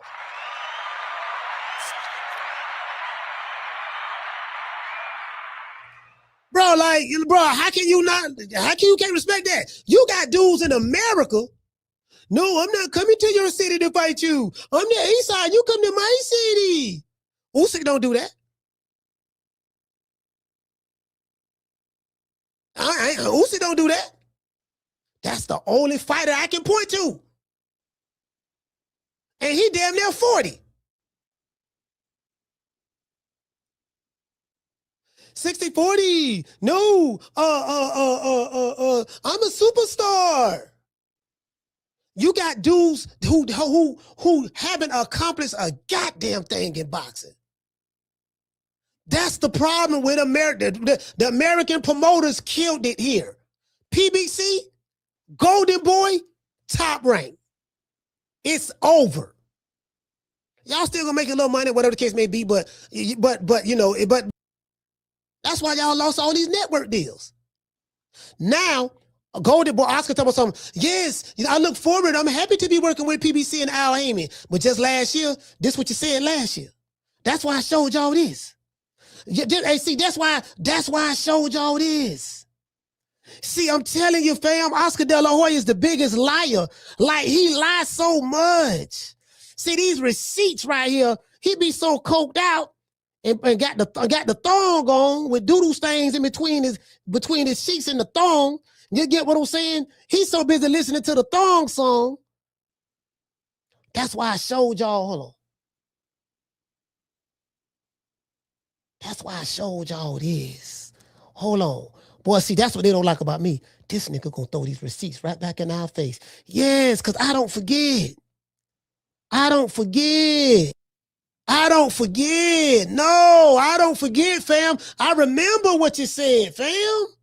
Yo, what's up, guys? Happy New Year, man. I've been busy this week finalizing the Ryan Garcia Barrios fight, and details will be announced on Monday. I'm really excited to be working with PBC and Al Haymon. Look, we have a lot of great... I'm really excited to be working with PBC and Al Haymon. The same PBC and Al Haymon that did this. 10 years ago, almost to the day...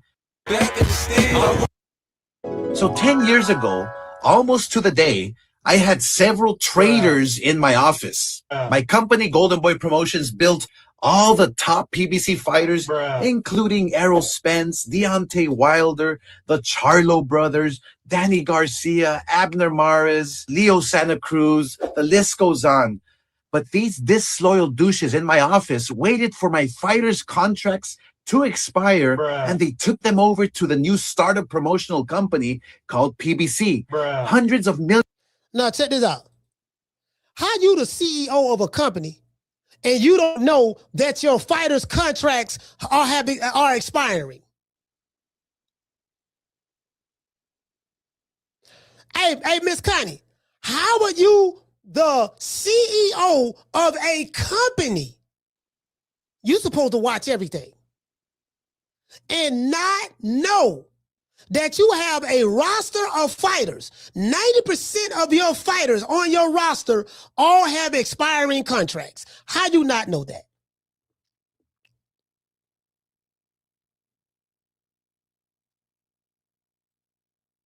Millions of dollars were raised, and PBC tried to take over the entire boxing industry, and they failed miserably. All the fighters they stole from us. Remember, I told y'all, I said when I came on the scene, all the content creators was pro PBC.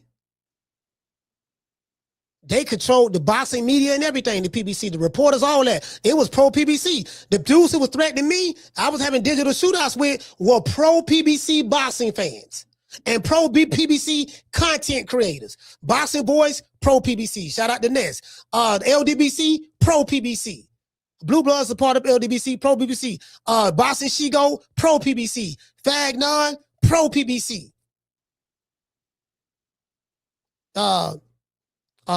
Fred Barbershop Conversation, pro PBC. Boxing Shigo, pro PBC. Was Hobiz pro PBC? Yeah, I think to a degree he was too. When I came on the scene, that's what was going on. Literally. Facts. We're on track to have Hall of Fame careers, and now look at them. They fight. He said, now check this out. He say, all the fighters they stole from me, they was on track to have Hall of Fame careers. Now look at them. Okay, so what about the fighters you got now? You got Kid Austin. You got Ryan Garcia, and you got Vergil Ortiz. Are they all? Oh yeah, and you got Zerto over there. Zerto, I don't know. The Hall of Fame it's so easy to get in the Hall of Fame now. They talking about put me in the Hall of Fame for becoming undisputed on YouTube. It's very easy to become it's very easy to become to have a Hall of Fame career now. True.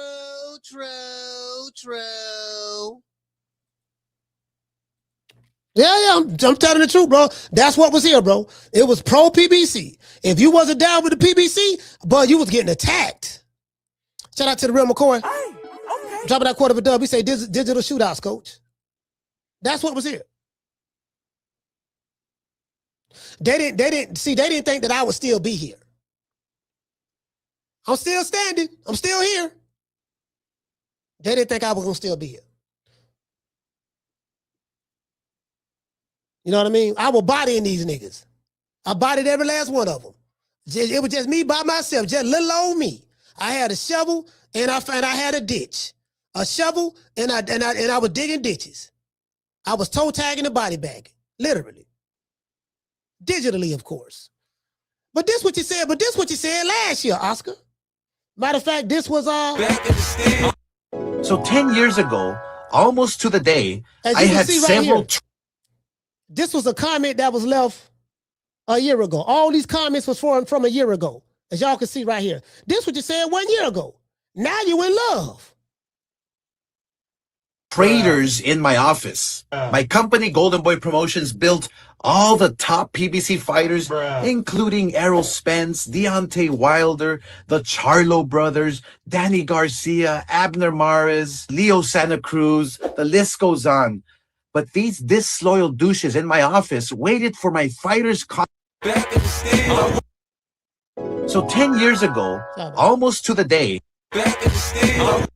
So 10 years ago, almost to the day, I had several traders in my office. My company, Golden Boy Promotions, built all brothers, Danny Garcia, Abner Mares, Leo Santa Cruz, the list goes on.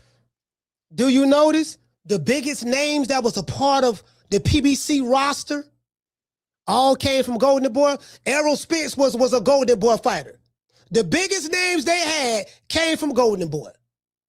Charlos, Deontay Wilder, Errol Spence, Abner Mares, Leo Santa Cruz. Y'all remember Tate got that highlight knockout, knocking out Leo Santa Cruz. All that was Golden Boy.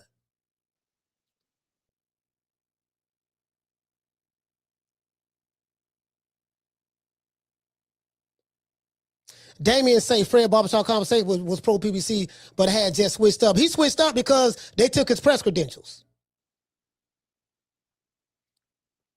That's why he switched up. Fred Barbershop Conversation switched up because the black man, Al Haymon, took his black ass press credentials. And the nigga couldn't handle it. And he's still mad right now to this day. He fell off right after that. That's what that was about. So. Done. But these disloyal douches in my office waited for my fighters' contracts to expire, and they took them over to the new startup promotional company called PBC. So let's stop right there. If your fighters' contracts expired, that means they fulfilled their contract. And that means they became free agents. And if your fighters freely went over to the new startup company, they had a right to do that. What was your fighters really stolen from you? Because if the contracts expired, then that means services have been rendered. Now, if he took the fighters while they were under contract with you, then you can say you stole my fighters. But no, if they were free agents, he didn't steal the fighters. Once you become a free agent, you're free to go wherever you want to go. Am I correct?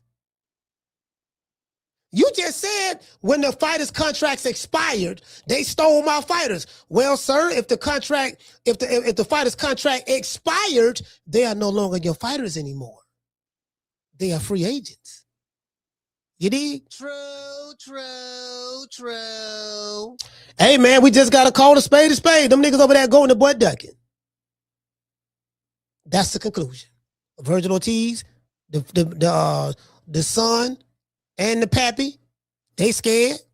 Rick Mirigian, Eric Gomez, Oscar De La Coca, they scared. They shaking like booty meat. Understandably so. They ain't got faith in that boy. These few Mexican American fighters that's over in America, but y'all weak as hospital cotton.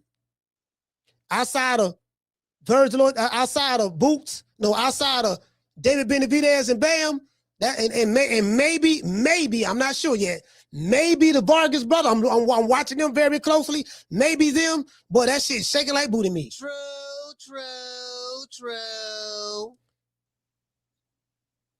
I want to dedicate this show to the hood. I want to thank the whole hood who came out here. I love y'all.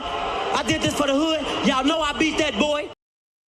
Boy, that shit softer than hospital cotton over there. You dig? Hurting the group. I'm the best thing ever happened to this damn group. Nobody's bigger than the group. Y'all ain't stupid. I'm the one selling the records. They coming to see me. They coming to see the Temptations. Ain't nobody coming to see you, Otis. Yeah. Oscar ended up suing them boys, and I think he got a little money. He got a little money because I think he was able to prove that Richard Safer, his promoter, the president of Golden Boy, was conspiring with the new startup PBC to allow his fighters' contracts to expire so that they can go over there. So he won some money from that. He was able to prove that. He's filed 2 lawsuits. One he lost, the other one PBC settled out of court on. Bob Arum sued PBC too. I think they settled out of court with them as well. Because they were trying to say it, Al was trying to monopolize. He was coming with a monopoly, and he ended up paying fighters more money than they was getting paid. So that's what that was all about. Al Haymon kind of messed the market up when he did that. Now Turk Al-Sheikh came in the game, and he's paying them more money than what Al Haymon was paying them from the hedge fund money. But he got deeper pockets. So that's what was going on. That's what was going on. You dig? We the Charlo twins. We known for calling everybody out. Please call these people out. Listen, the whole world's looking at you. Call these people out, What's up? It's the Jamal the Hitman Charlo. Let's get it. Who want it? Name them names, man. They know who they is. Name them names, please. The names need to be named. They know who they is. The Mexican monster. Mexican monster. Mellow. It went from that to, yeah, man, I'm happy to be working with the PBC and Al Haymon. You mean the same PBC and Al Haymon who stole your fighters that you sued? Why do you want to work with him now? Have you forgiven him for stealing your fighters? That's a good question. That's a good question. Anyways, to Vergil Ortiz, Sr. and Jr., Rick Mirigian, Eric Gomez, Oscar De La Coca, Golden Boy as a record label staff and as a crew. Riley, get him. Look, fuck you. Fuck the plane you flew in on. Fuck them shoes. Fuck those socks with the bell on it. Fuck them cheap-ass cigars. Fuck your yuck mouth teeth. Fuck your hairpiece. Fuck your chocolate. Fuck Guy Ritchie. Fuck Prince William. Fuck the Queen. This is America. My president is black and my Lambo is blue, nigga. Now get the fuck out my hotel room. And if I see you in the street, I'm slapping the shit out of you. These American ducks that they call that call themselves boxers. These American ducks, like, bro, y'all ain't got no shame, bro. We got the warrior spirit. No, you don't. Yes, this shit watered down. This shit like milk toast. This shit like milk toast. I would never disrespect. I can't. Yeah, you know what? I ain't even worried about it. That's between y'all. Y'all can handle that. But this shit like milk toast. We don't need you over here, fam. Far as I'm concerned, this shit can't fold fast enough. Hit the reset button, get it on out of here, and shout out to the Tenderonis, the PYTs, the Honey Dips, and the Snow Bunnies. See your eyes shine, she's my snow bunny, please. In the winter lights, so she's my sweet dust of cream. Talk to my nose, this lover's got is so raw. Make you move, stepping out, grip out of control.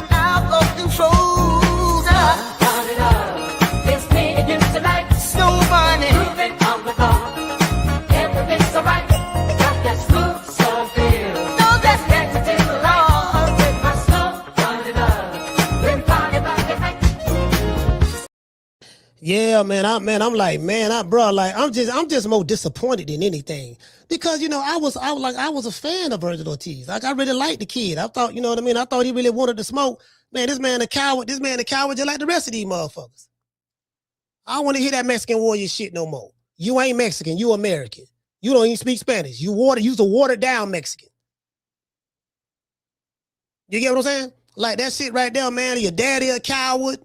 Your son a coward, the manager and the record label, the promoter and the president a coward. Y'all just a bunch of cowards. I'm still in any motherfucking pay-per-view that I don't deem unworthy. Telling that shit right now. We cover the fight this weekend. I ain't pay for that shit. I ain't paying for none of them motherfuckers. Now I got the zone. I paid the zone. I paid the subscription on the zone. So I'm good on that. It's the principle. You're not going to give me non-pay-per-view fights and put them on pay-per-view. It ain't going to happen. Just telling you right now. You can't fake this shit, dog.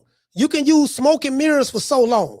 But when the smoke clears and the mirrors are broken, you got to be face-to-face with reality, with the reality of the situation. You want to be compared to the greats, but you don't want to do what the greats did in order to become great. That's the problem. You can fool these new booty fans that don't know no better, who came from influencer boxing, and now they over here and they think they know how boxing works. You can fool them because they don't know. But I know. You become a legend and you become great based on who you fight and when you fought them. And what the outcome is. Even if you lose, did you put up a valiant performance? Now, but dude just run through you, then that's something different. You get what I'm saying? That's how it's always worked. That's what get people talking about you. People talking about Dalton Smith because he came to America and beat Subriel Matias, a Puerto Rican, in front of the handful of Puerto Rican fans that was right there in New York in the audience in the arena. No one expected him to do that. What made it so magnificent was he beat Subriel Matias, fighting Subriel Matias' style. Yeah, Dalton Smith was tying him up a little bit. He tied him up a little bit sometimes, you know what I mean? He did that. But the clinching is a part of boxing. Boxed his head off first 2-3 rounds. I really didn't have him losing a round, really. I think he might have lost one, if that. And then he got the knockout. He stopped him, dropped him. So now people are talking about, God damn, who that is, Dalton Smith? Because they thought so highly of Subriel Matias, and this guy came out of nowhere and knocked him out. So now people looking at him. That's how it works. That's how it works, fam. Just like that. Oh, man, a new way can't beat no goddamn Cool Boy Steph. Cool Boy Steph gonna beat his ass. Oh, man, we don't like the way he's stacking his gloves in the back. Cool Boy Steph trainer told him you can't wrap your gloves like that and made him re-wrap them. Cool Boy Steph, a slick black fighter, boy, he finna take it to him and show him his levels to this. A new way knocked him out. True. Now, if it don't make Cool Boy Steph look bad, you got knocked out by a monster. And you fought, you tried to fight. But you got knocked out by the monster. Made him re-wrap his hand, so that ain't no excuse. And he still knock you out. So, you know, and you ain't gonna knock everybody out, but that just, you know what I mean? It is what it is. So just gotta throw that out there. But that's how this works, fam. That's how this works. You get what I'm saying? I'm gonna give everybody a shout out right after these messages. You dig?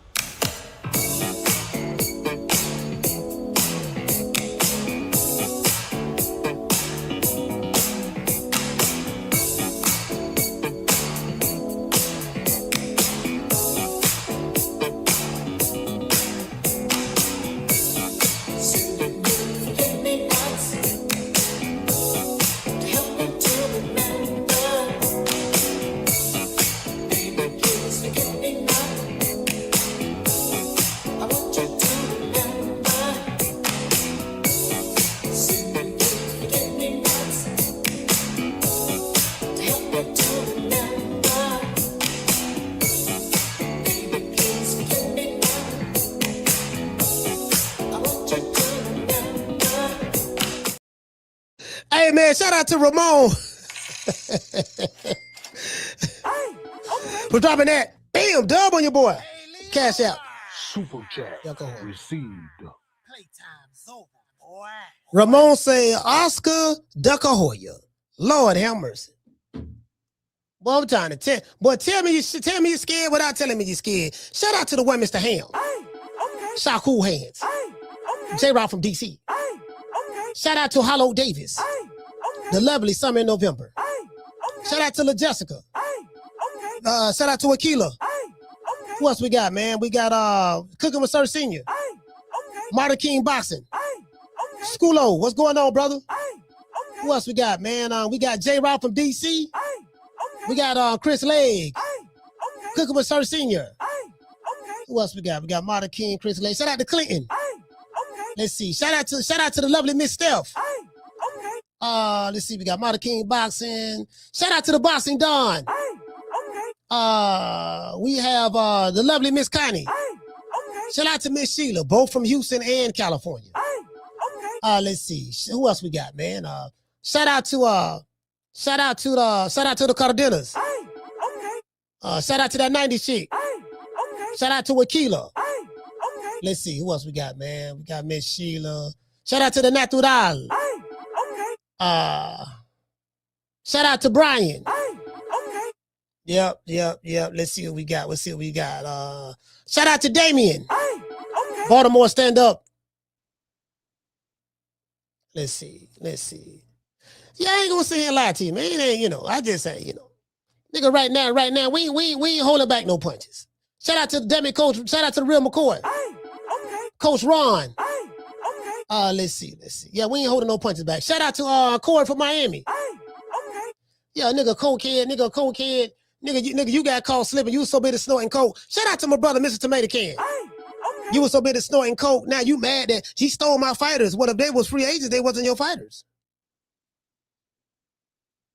Now you can't. Now you did. I guess you was able to prove that there was a conspiracy going on. That was in-house. That had something to do with your president. And Richard Schaefer crossed you out for Al Haymon. This is who I was over there. Richard Schaefer was the president. Stephen Espinosa was Oscar De La Hoya's attorney, Golden Boy's attorney. Al Haymon was over there working as an advisor to all of Golden Boy's fighters, most of them. AJ Broner was like this. This was all Tom Brown. All those guys was over there. Scamps and Lywoods. And while Booger Ray Leonard, and when Oscar was snorting, getting high, playing with dildos, cross-dressing, they was plotting on them. These contracts up.